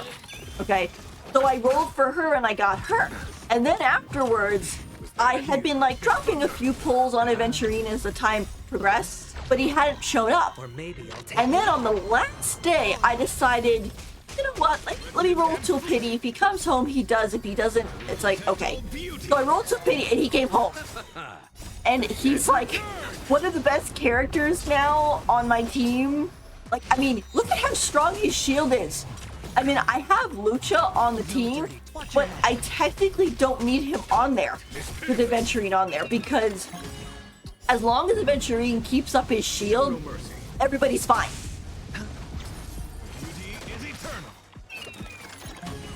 However, it is good to have Lucha on there in case of emergencies.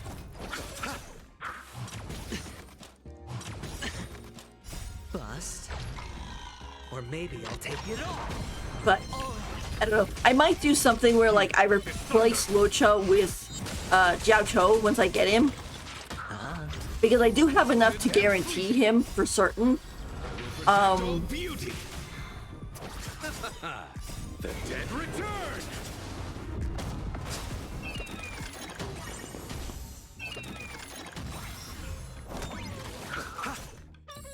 Because like I said, Jiao Cho is a debuffer, and that'll help the rest of my team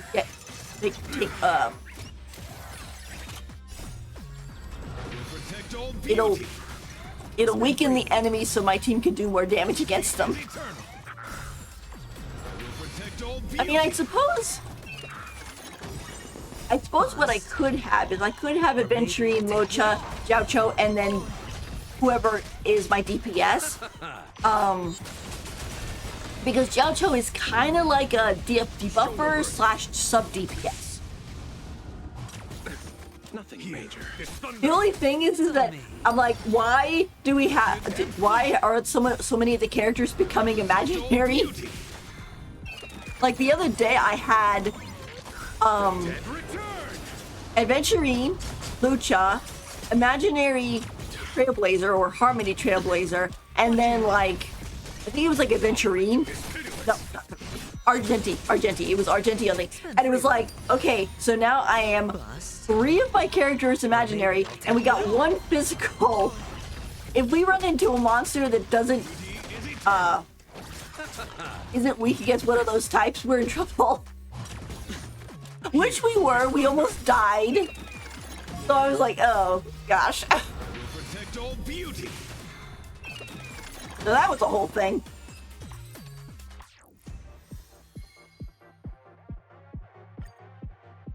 All right.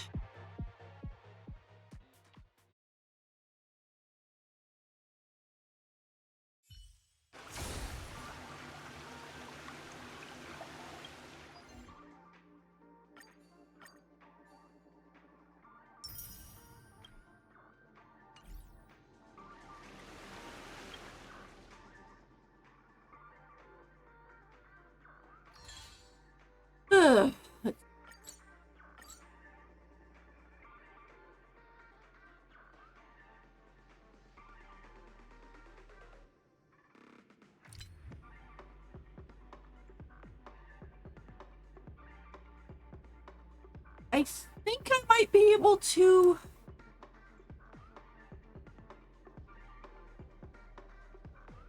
finish up in the last 9 days. Well, I guess it's 9 days and a little, almost 10 days.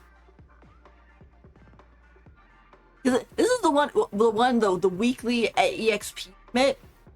I mean, the reason I guess why they do this is because they don't want you to try and complete the whole battle pass in week 1 and then have nothing to do or show for it. But on the other hand, if you're not keeping up with this, you know, you're gonna get down to like day 2 and be like, or 2 days left and be like, oh yeah, you can't reach the end because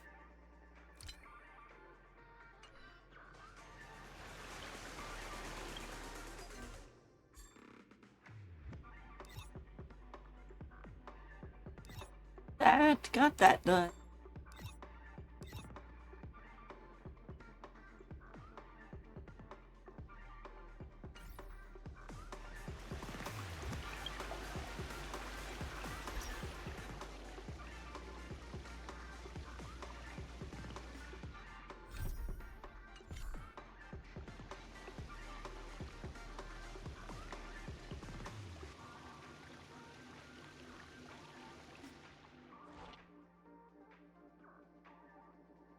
Apparently we need Z. So what I'm gonna do, I don't offer that one for now. You guys can go on a date. Have fun, don't kill each other. Go fight the real enemy. Yeah, Blade's whole thing is so weird to me. Because, like, before the game came out, I actually have him.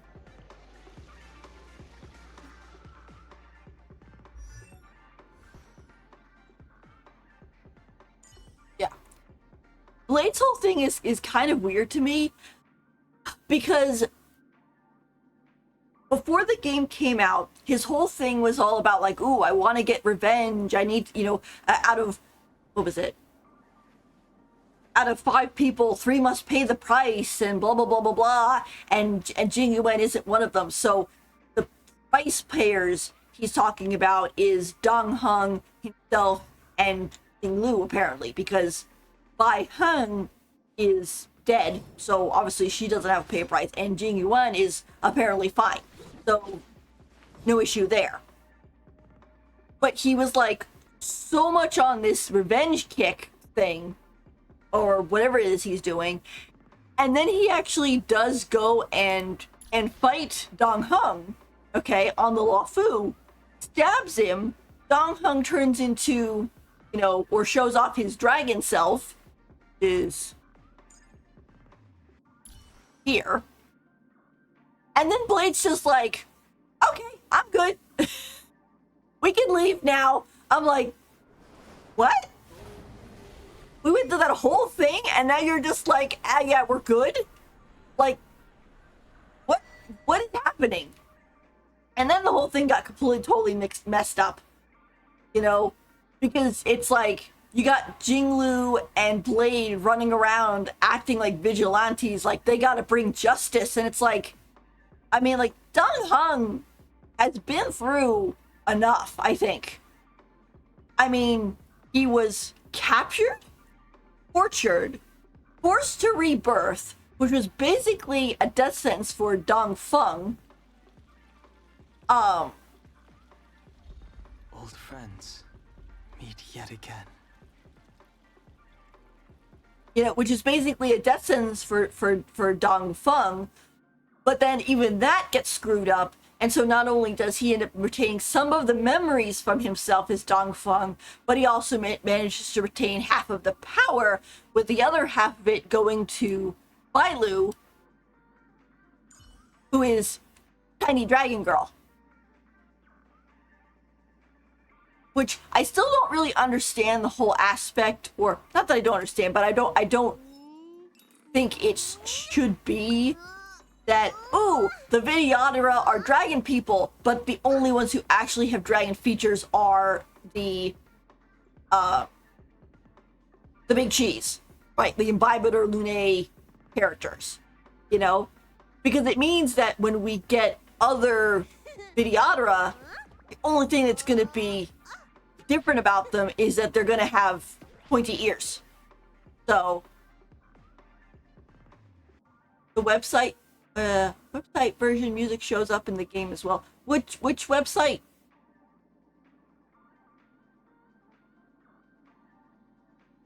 I mean, on the Videodara thing, the Ling Shang is apparently a Videodara, and that hers shows up a little bit by her having like red hands and legs with some scale patterns on it. So like very similar to like the scale patterns here on Bailu's horns.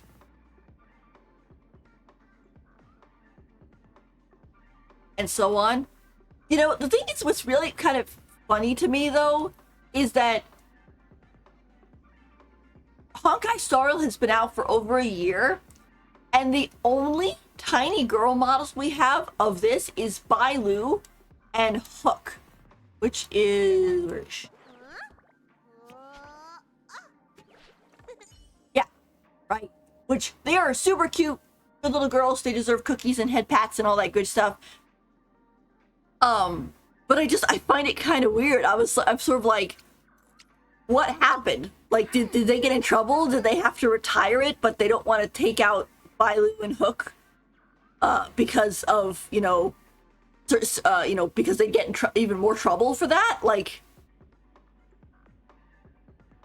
I mean, when you compare it to Genshin, where it's like, oh, you had, at the start, you had Lee and Chi-Chi, and then they put in Daona, they put in Hida, they put in, I mean, I kind of wonder what happened there.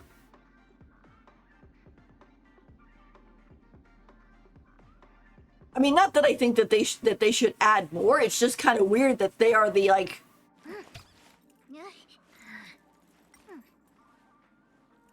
Because I think, let's see.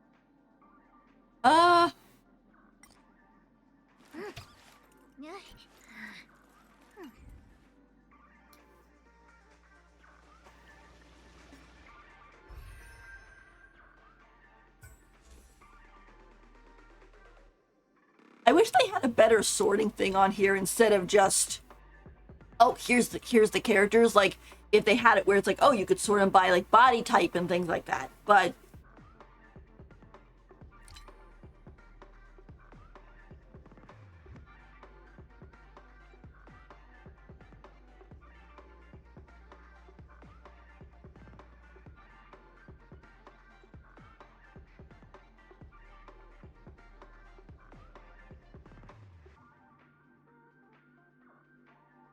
I mean, it's definitely nice that in Honkai Star Rail you have a lot more varying body types or, you know, body sizes and stuff.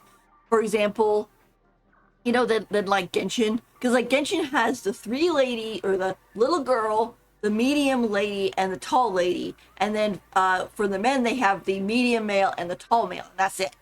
For this one, they have definitely a lot more of a range.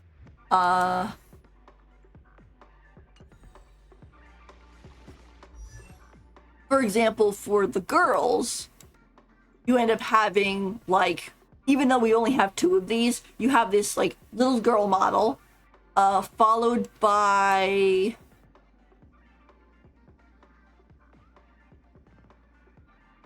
Like, just, okay.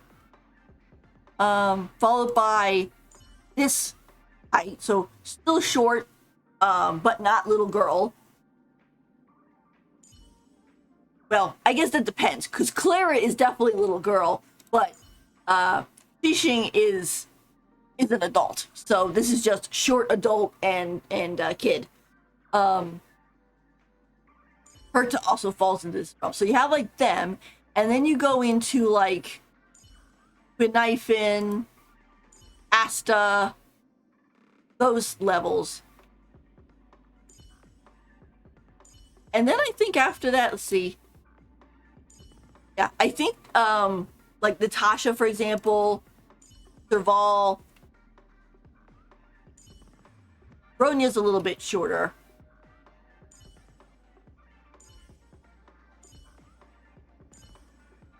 Yeah, I think the female Trailblazer is actually even a little bit taller. Yeah, I think she's actually even a little bit taller than the tallest female model. But I think that's because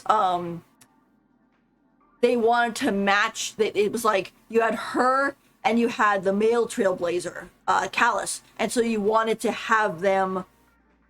They wanted to make them kind of generally equal sized. So I guess so when they are having the other characters like track their eyes, they didn't have to keep adjusting it for everybody. That's why Stella is a little bit taller than any other, more or less the ladies, because of the fact that she's kind of matching up to Callus's height. And then for the guys, you end up having like short boys, so like Misha and Arland, followed by, I believe, like this level, like Donghong and Luca and such. Then you have,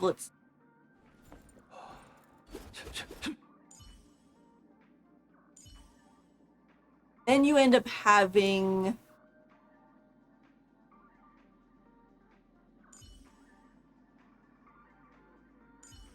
Adventure fits in that. Then you have like Blade, I guess, and like Boot Hill, like they are tall and thin, and then you end up having guys like Sampo, where it's like he's tall, but he's got a really broad chest. Go back to the heroes you're missing. Oh.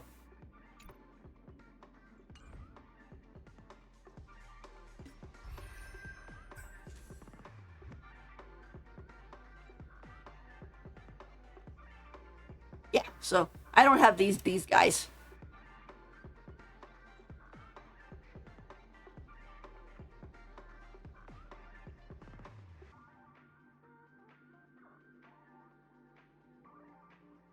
Yeah, the reason why I'm missing these characters is usually because of I was trying to save up for other characters. Yeah, I am missing poor Welt. I also already used the standard thing because on the standard you had the whole, pull 300 and you get a chance to pick somebody, and I was missing 2 people. I was missing Gepard and I was missing Welt, and I picked Gepard because I needed another shielder, And so I am still missing Welt. So Welt is my Jean when it comes to Honkai Star Rail, because with Jean, I had, well, I guess now he's technically my Kaching, because I'm still missing Kaching in Genshin. But with this, so hopefully someday Welt will come home at some point. But hopefully from the standard. Please, Mr. Welt, don't make me lose my 50-50. Although even if he did, it wouldn't be, I would still be happy to see him. But yeah, I haven't gotten Welt. I didn't roll for Silver Wolf because I was saving for Lucha. Dila is kind of the same thing. Topaz, I think I did kind of roll her a little bit, but I didn't get her. Fushwan, I was still saving for Lucha. Dingaloo was okay, but I think I was rolling for somebody else. Wahua, I believe I was getting Argenti at the time. Sparkle, I just plain don't like. She gives me such a headache in personality. Although I do feel a little bit better about her now that since her quote quote bombs end up just being fireworks. So she really was just playing around the whole time. But holy cow, since this was a Honkai game, I did not know. I was expecting her to suddenly like blow everything up and completely destroy the dream world, and I was terrified.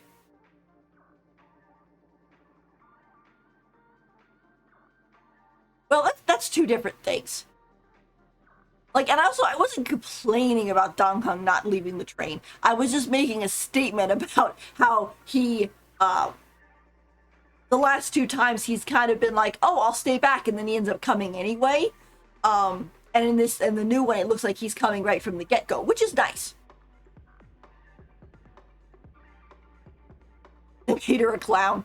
Well, to be honest, it's not good that she's a terrorist.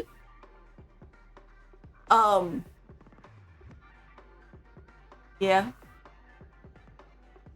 If I get a chance, I'll probably try to roll for Robin. I expected Sunday to come out quicker though, and so I didn't roll for her because I was like, oh, I want to save up for her brother.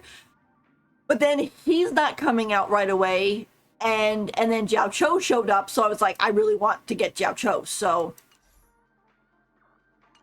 But yeah. Let's. No, the straight. Oh, the double roll. Okay. Actually, you know, we probably should do while we're here.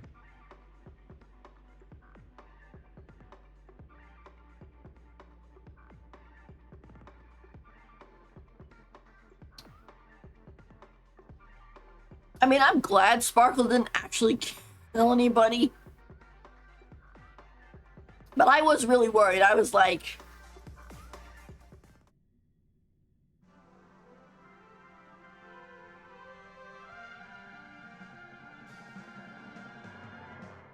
I mean, not that she can't kill people, but...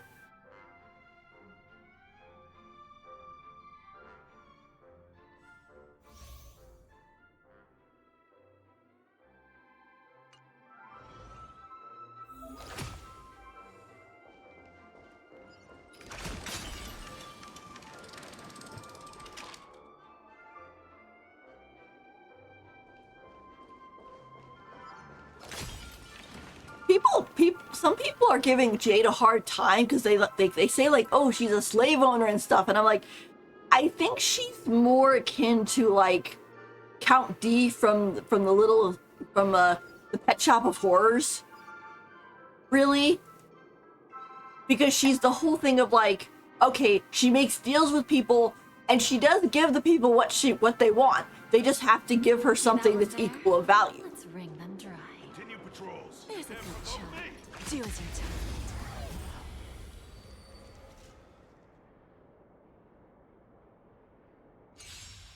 Oh, Jade. I guess a little bit.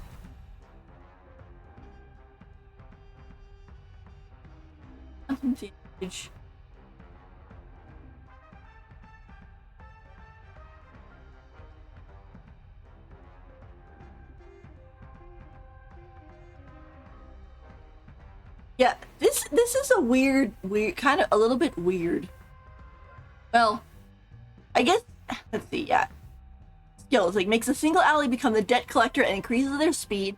After the debt collector attacks, they deal minor additional quantum damage to each enemy target hit and consume their own HP. When Jade becomes the debt collector, she cannot gain the speed boost effect, and her attacks do not consume HP, but she does apparently do a little bit of extra quantum damage.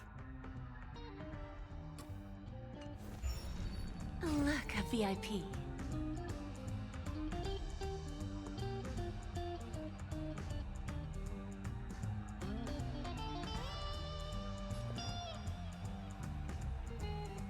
This might be. Relax. Hey, don't let me down. No manners, huh?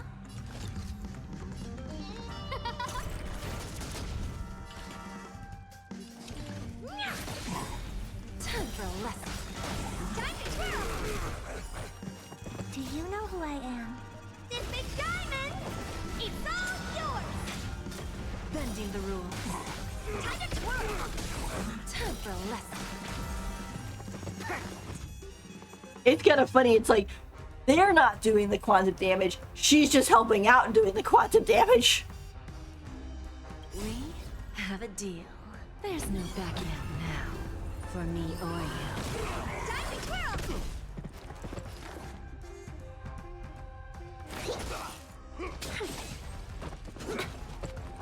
Just a graze. Ooh, they don't like her though. To travel far away. Guess I owe you one. Who's the little backstabber? Where there's a will, there's a way. Gosh, how many guys are there? We have a deal. There's no backing out now. For me or you. So, misery.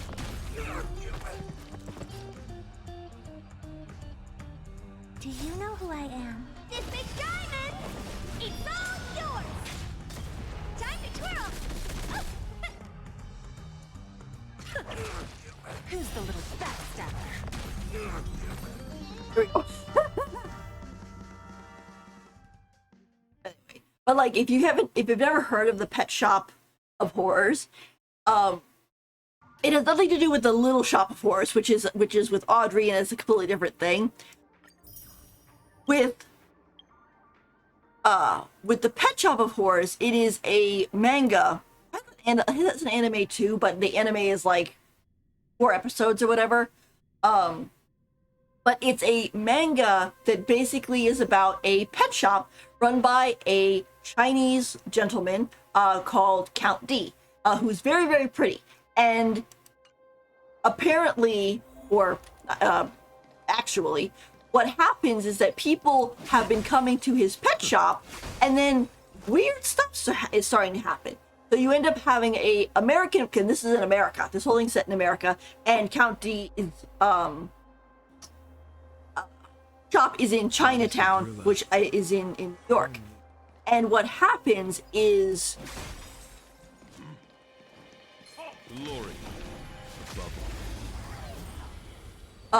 what happens is that the police officer, Leon, gets kind of like suspicious about what's going on, and so he goes to check out what's happening and try to find out about Count D's secrets.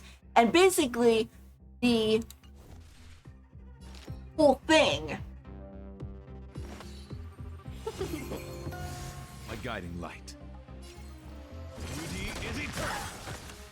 That'll take more than medicine. is that he must be a vampire. Well, he is immortal. He is immortal. I don't think he's a vampire, but he definitely is immortal. His whole thing is sort of weird. It's like he is a being.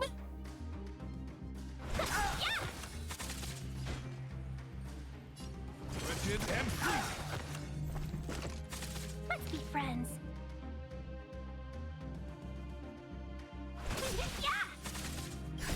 Just in time. Just a little something. Think nothing of it. He is a being from a race of people that what happened was that you had there's like 3 generations going at one time, I think, or something like that. And like you have the grandfather, and the grandfather ended up having the father, and then the father had Count D. But it's sort of like a rebirth type of process thing. But basically,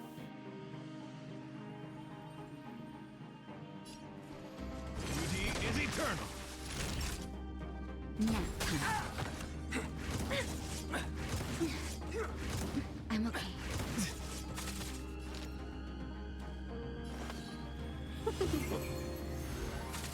My oath is to a solitary rose. Wretched and fleet. 1,000 wonders to raise your spirit. Fight as one. but basically what happens is that the idea for the manga is that Count D has magical animals, and those animals are, how do I explain? Until I see that light once more, I will protect all beauty.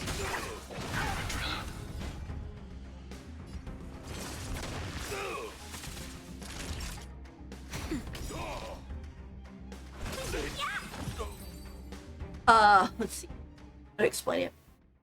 Basically, you'll have these people who are either in trouble or they themselves are bad, and what will happen is that Count D will give them a pet to take home, and that pet will usually be some sort of magical, influential being, which will lead these people to either their savior, or basically saving them from their predicament, or if they are bad people, it will lead them to their doom.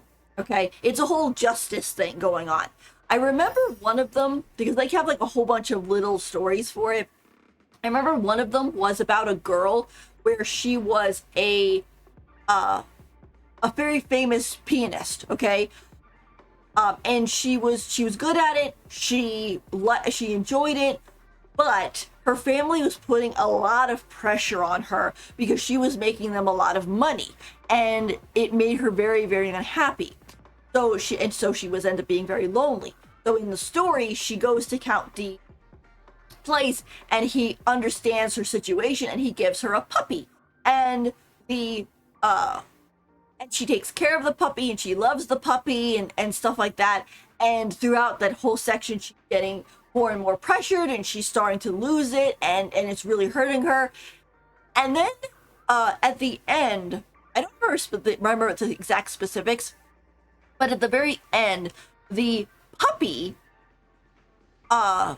uncharacteristically bites her finger, her pinky, really, really hard, like the joint.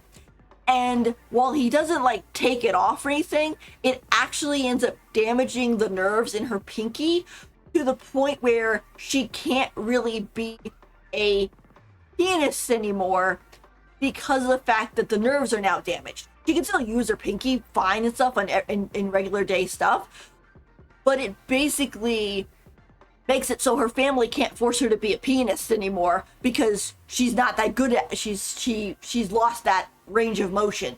And so in a way, the puppy ends up freeing this girl from her overbearing family.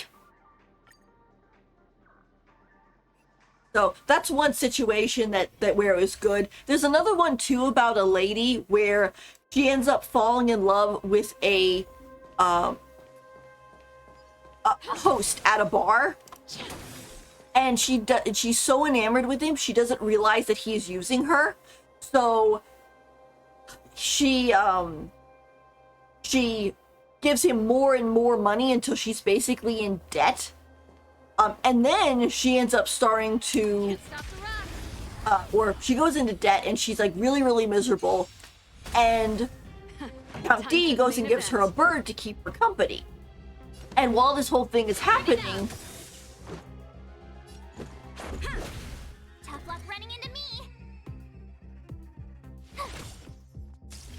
Ready to lose yourself? You can fight it or rock with it. if I remember correctly, he gives her a bird that turns into a guy that is supporting her. And Keep up. And as this whole thing is happening, she finds out that the host guy who was taking advantage of her, who was relying on his handsome face, he ends up getting acid thrown on his face, and while he lives, his looks are completely destroyed. Turn it up. This is our chance. Ready to lose yourself? You can fight it or rock with it. And because of that, he becomes super, super desperate, and he comes to the lady with the whole thing of like, "Oh, you'll help me, right? You'll help me." And she realizes just how ugly he really is on the inside. That his outsides now match his insides, because he'd been taking advantage of her this entire time, and he didn't care. He didn't care about her at all. So what ends up happening is that the lady then gets arrested because we find out that she's been laundering money from her company to try to give to this guy, and so she gets put in jail.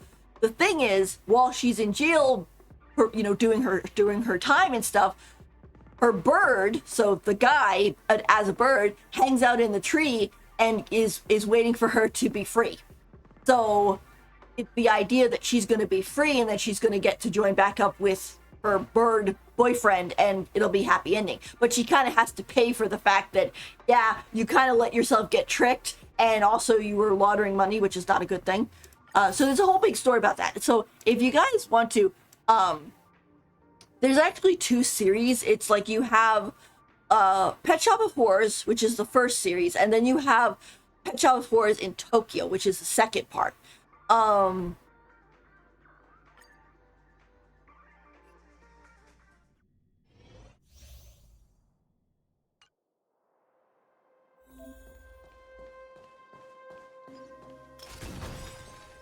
And both of them are pretty good. Victory means preparation. Some of them are more violent and scary than others, so just FYI.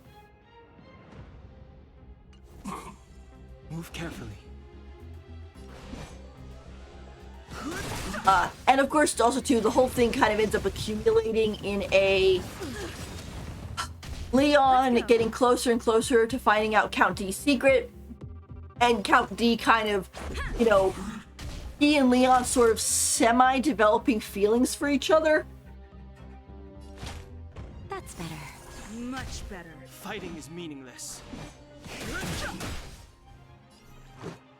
Yeah.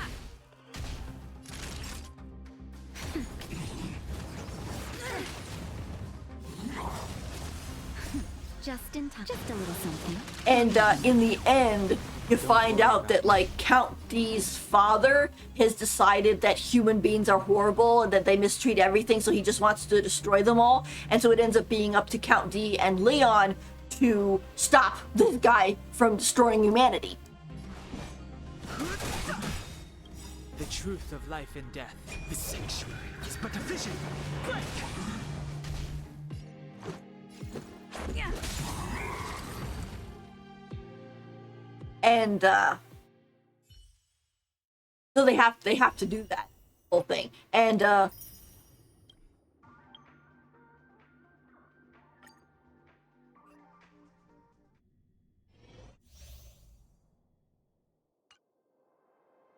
very end of it has it where Count D ends up having to leave. It's interesting though, because what happens is you have Leon, and Leon has a little half-brother that he's taking care of. When Count D leaves, Leon goes on a quest to go find him, and years later, when the little brother, I think his name is Chris, I think, he grows up, he becomes a cop like his older brother, and then a new pet shop opens up, and it's a new D, meaning that D went and, or no, I think, yeah, I guess that's how it worked. That D now has a son, and so now the son and Leon's brother, who are both adults now, are like, you know, becoming into each other or something. I don't remember exactly. It's been a long time since I read that. Romania Revenge Story. Yeah, I mean, I wouldn't doubt if it took some stuff from Castlevania. Too late to repent. The characters are like, or I'd say Count D and his whole thing are sort of like vampires in the sense that they are immortal, but they don't drink blood or anything like that, so... Everything is ordained by the stars. Oh, stars, give these trailblazers your blessing. Who will it be?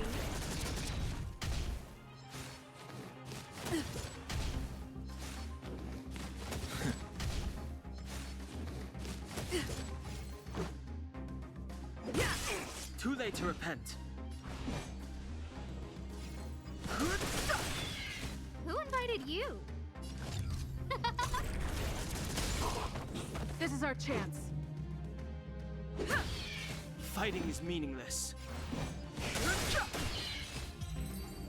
Let's see, Dongong is almost dying, and I don't have a healer. I need to pay attention. No. That all covered?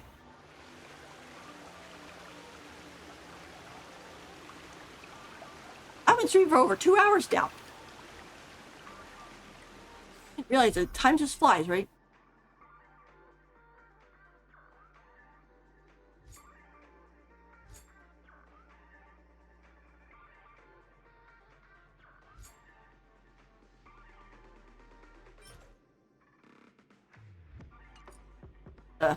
I don't know how long that one's.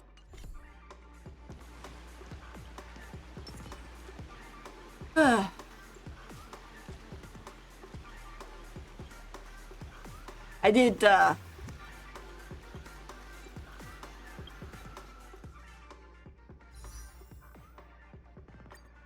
think, 'cause I'm not planning on rolling on Yulin, or Yun Li. She's very cute and everything, but I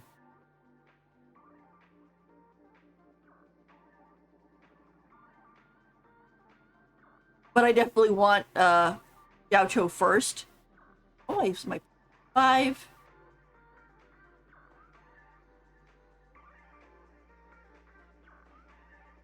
Five.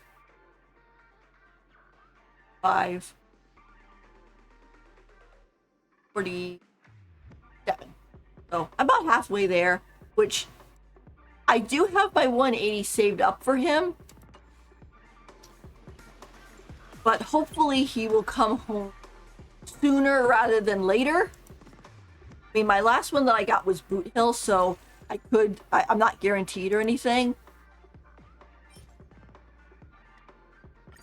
But hopefully he comes home sooner rather than later, because if he does, then that means I will hopefully be able to build up and have enough for getting Feng Xiao, and then Sunday whenever he shows up. My Sunday savings, I call them, are right here, and I have about 90 saved for him. So I want to have a lot more, but considering we don't know when he's coming out, it's kind of like, okay, I'll just keep saving there, and when I find out when he's actually coming, like he gets strip marketed, I'll just start completely saving then and not roll on anybody. But yeah. Right.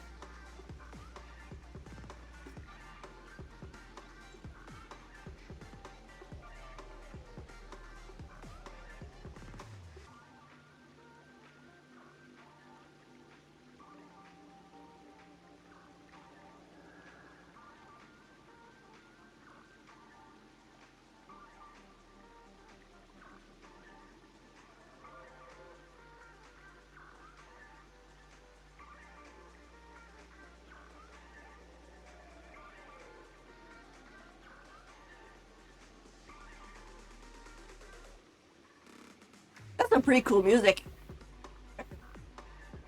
watching the girls do their thing.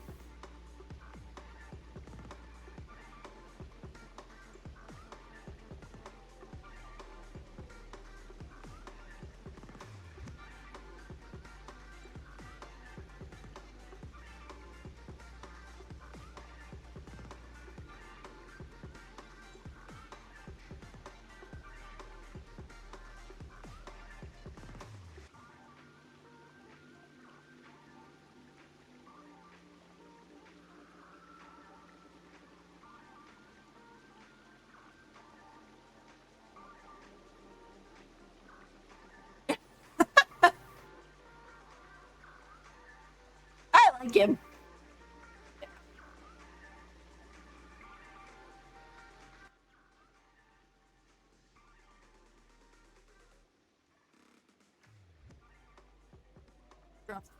It's getting a little loud.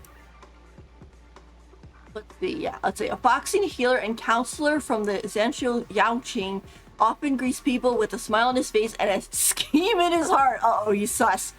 Born into a prestigious alchemy commission family, he once withdrew from practicing medicine due to a broken heart.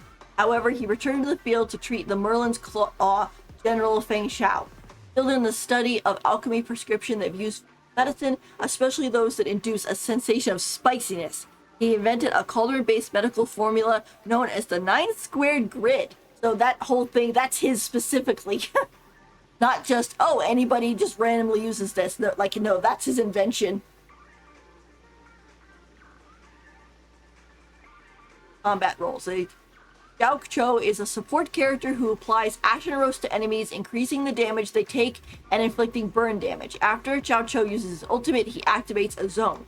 Enemies within the zone take increased ultimate damage. So yeah, so this is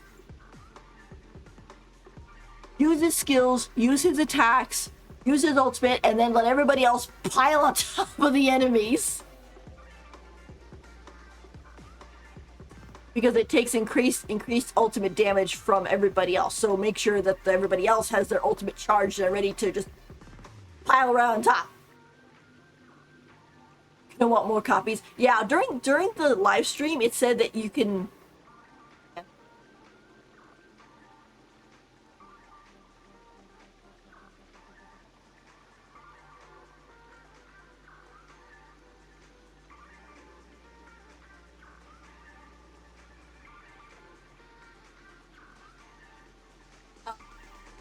Yeah, during the live stream, they were talking about with the event, that of when you find out like, oh, how March became this and like, oh, her training and stuff like that, you can get her etalons.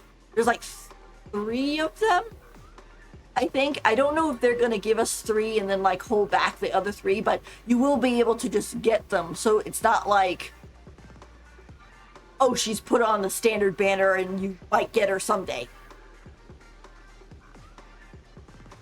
March 7th in the Zhansho style outfit. A sword-wielding female martial artist, learning swordsmanship from both Yun Li and Yang Qing, here to create more beautiful memories on the Zensho.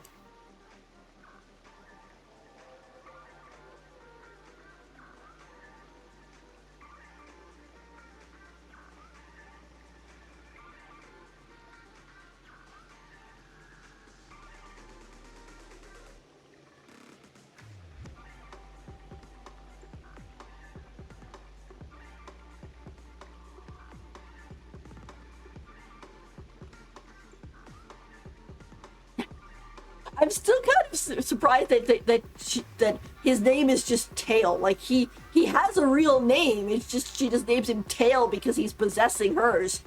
But it's kind of funny. The voice actor for Tail is actually the same voice actor as Argenti, which is kind of funny. Yeah. Hang on. Let me see if I can find it. During the event, where we're gonna have an event which basically ties in with the main story about basically how March is becoming the whatchamacallit, she's becoming the sword master character that she is, or that she's getting her hunt version, and during the event, they're giving us her etalons. At least 3 of them. Let me see if I can find. I don't know if she's going to be on a banner. I mean, I know herself is going to be on a banner, but I don't know. I don't think her. Well, I don't know if her hunt imaginary stuff is going to be on a banner. Let me see if I can find it. Hang on.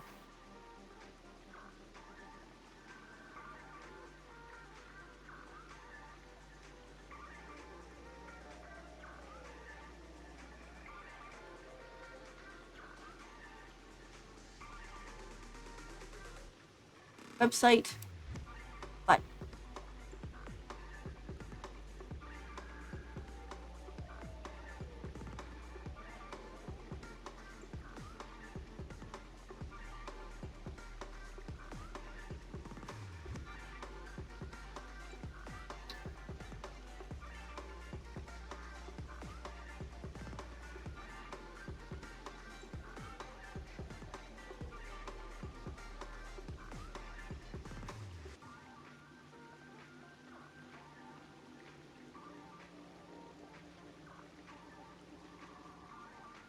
that's the thing. I don't know. I don't think she is pullable. She's not going to be on any of the banners. I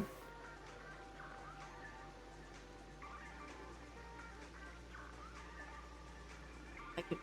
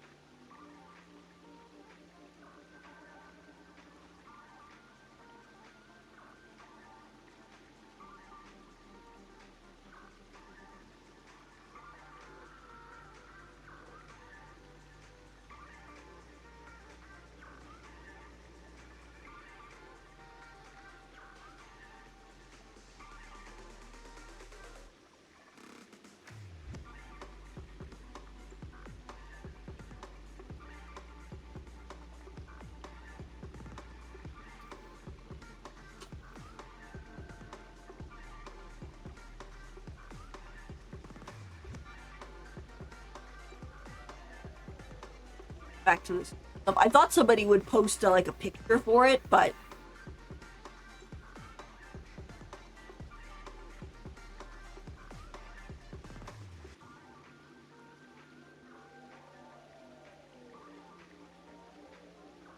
the trailer up.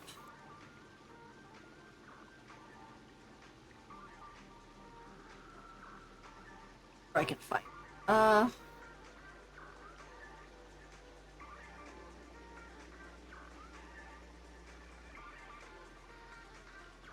Yeah, here.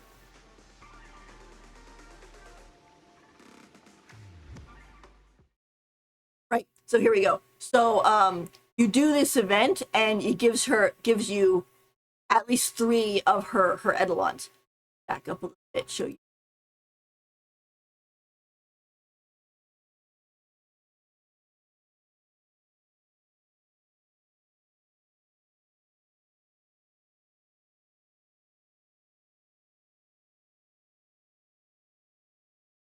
All new events.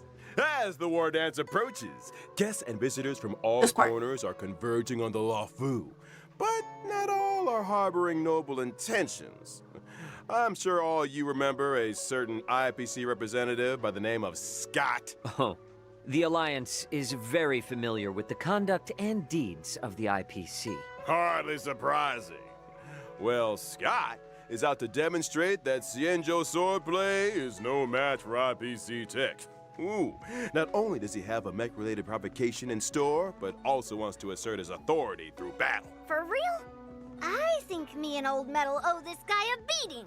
Or 10. Hold your horses, Miss Yunli.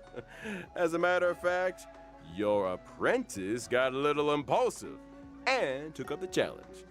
She's due to face off against her opponent in just 15 days' time. A familiar turn of events. Are we able to assist Miss March in this endeavor? Of course! To help March defeat this IPC rotten egg, Trailblazers will take up the position of personal trainer. The goal? Develop a 15-day crash course in swordplay. 15 days? Crash course? Mr. Albert, have Here's you the heard the event. proverb, haste makes waste? Have you heard the proverb when needs must? Between me and Yan Qing, we've got the sword skills to provide the best crash course in town. Still, balance training also requires rest, relaxation, and fun. The fabled work-life balance. Sounds like you've got it figured out, Miss Yunli. Results or your money back.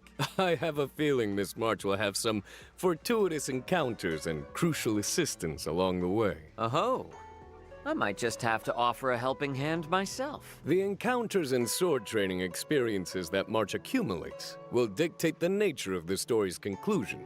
The end result will always be a solo confrontation with Scott, though the nature of the showdown will also vary accordingly. Following the ending, Trailblazers can acquire Stellar Jade and March 7th, the Hunt's Eidolon. With the combined assistance of her friends, Eidolon, that's- surely Miss March will prevail over Scott. Absolutely? As long as a swordmaster is worthy of the sword in their hand, they have nothing to worry about. Wise words indeed, Miss Yunli. Oh. Let's move. And then they go into the trash can event. But yeah, it definitely. Be a solo confrontation with Scott, though the nature. It looks like they're giving 3 of them to us. So I don't know if this means that. If, like, the next 3 are going to be in another event. Or if she is gonna get put on, like, the standard banner. But I do know that when they were showing the banners for Yunli and Jiao Cho, Hunt March 7th wasn't on there.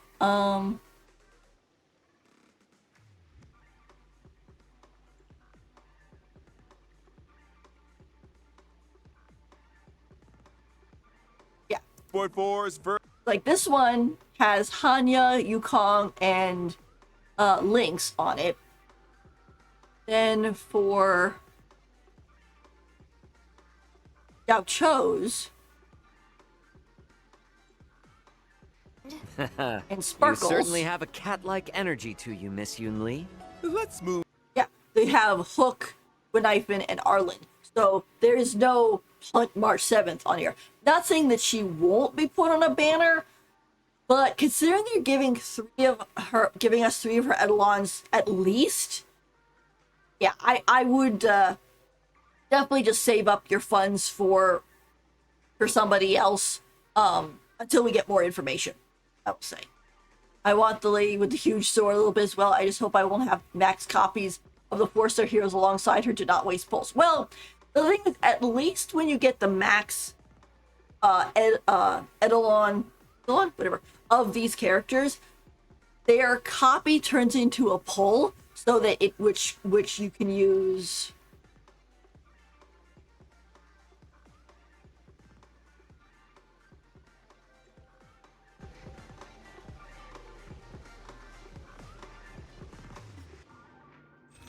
Which turns into this Starlight, which then you can use to buy a Star Rail pass. And it does give you, I believe, 20 per character you get pass in. Like, for example, since my Ting Yun is like fully ranked, if I was to get a copy of her, I would get 20 of these. It's kind of like oh, sorry, you got a dupe. Here you go. Here's a ticket again, so you could try again.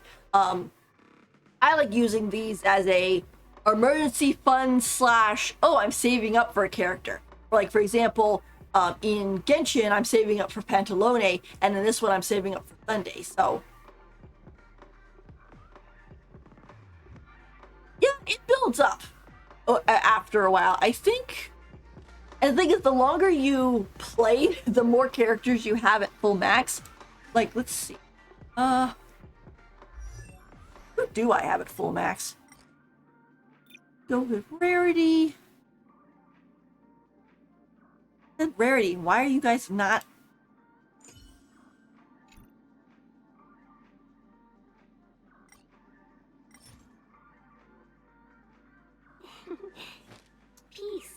Peace is above all things.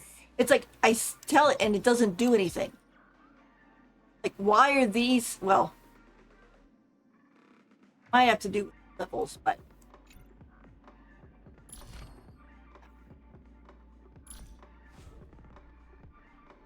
Like, Ting Yun is full.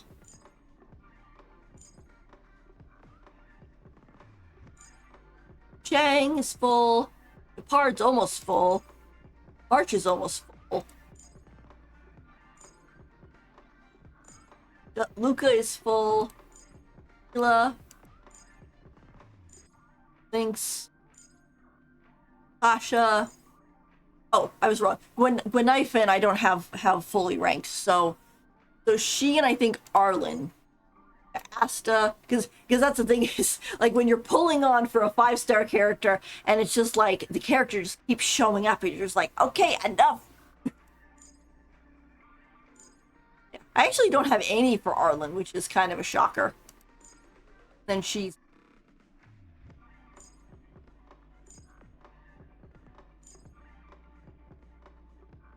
it's kind of funny at some point because, like, I have like certain characters I have fully ranked, but I don't really use them so much anymore because I have 5-star characters that I use more.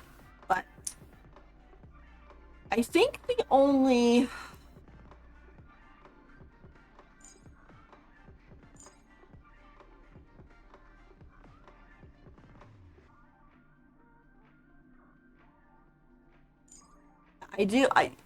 Genshin keeps showing up.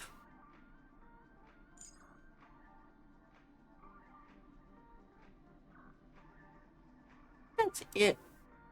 Yeah. Oh, and Clara showed up twice. I think the only character I have that's limited that I have a Eidolon for is Jinghuan. Jinghuan actually came home twice in the same 10 pull. Which it was kind of funny because when he came out originally, I had to skip him because I wanted to save for Lucha, and Lucha was coming up in like 1.1, 1.2, whichever it was. I think it was 1. And so I was like, I really want to get Lucha. So I was like, General, I'm very sorry. I'll get you next time. So then his rerun came up, and I was like, oh, his rerun came up. Let me pull. I pulled. He came home twice in the same 10 pull. So sort of like oh, I heard that you missed me last time. That's no problem. Here you go. So it ends up being kind of funny. So this is my good lion man. Oh. I've been playing Star Rail since day one. Oh yeah, me too.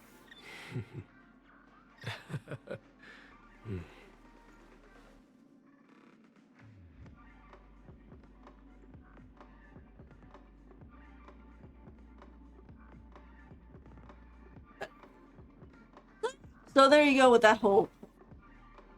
All right. Well, it is almost 3 hours. I did not expect to be streaming for that long. I was planning only streaming the live stream, and then I was being like, oh, okay, and stuff like that. But I was like, hey, I need to do Star Rail today anyway, so might as well, play with it a little bit too. And then when we got into all this discussion, so, but I actually enjoy doing discussion, and thank you, Dark Ovid, for coming and chatting with me. I enjoy chatting. It gives a little bit more life, I think, to the games. Even if I do get kind of distracted because I'm trying to do the game and talk to you guys at the same time. But that's okay. The game can wait. Yeah, I think I got Argenti's light cone. I actually only have one Argenti, which I'm an Argenti main, so I probably should get more, but I really want to get Jiaocho, so You respond to my pleas. this is one of those situations where I got Argenti on his first banner. On his rerun, I got his light cone, and next time he rolls, I'll get another. I'll roll and I'll try to get another of his Eidolons there. Yeah. Also, one of the games dodging banners with her on it. Well, I think in my case, I was kind of unlucky because I remember rolling on her banner, or the banner she was on, and she didn't show up, and so I kind of gave up. But then she ended up coming home on a standard afterwards. So the one thing that kind of annoys me is that she ends up having 2 light cones that have her face on it. Let's see, where are they? It is here, this one, and this one, okay? But she can't use either of them because they aren't Nihility. They're the Hunt and the Abundance.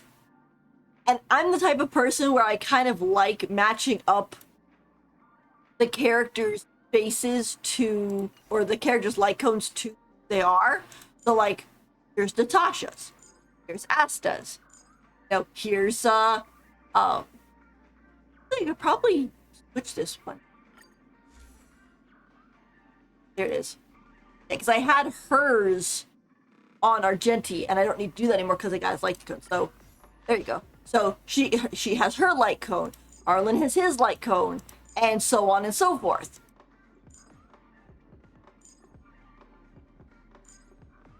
You know? But then you get some characters who are like, oh no, we don't, our light cones that have our faces on it don't actually match up with us. And that made me so mad. I was like, what do you mean it's not matching up? So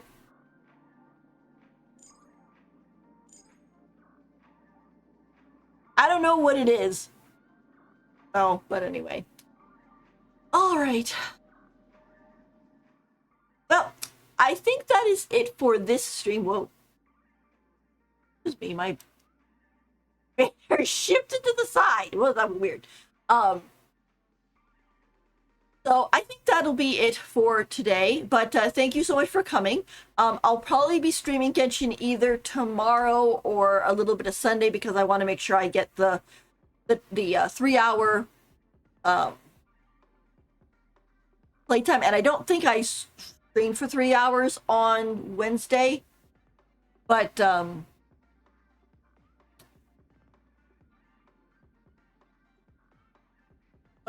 probably be streaming a little bit on either Saturday or Sunday. I haven't made up my mind which one, but I will see you guys then. If I don't end up streaming, I'll definitely see you on Monday with Hot Cocoa Corner. I believe also Shang Li's banner for Wuthering Waves is going to be at that point, so I'll be definitely pulling for her. I don't know exactly when her banner is going live though on that day, because for me, being in America on the west or the East Coast side in the Eastern time zone, the China's dates are like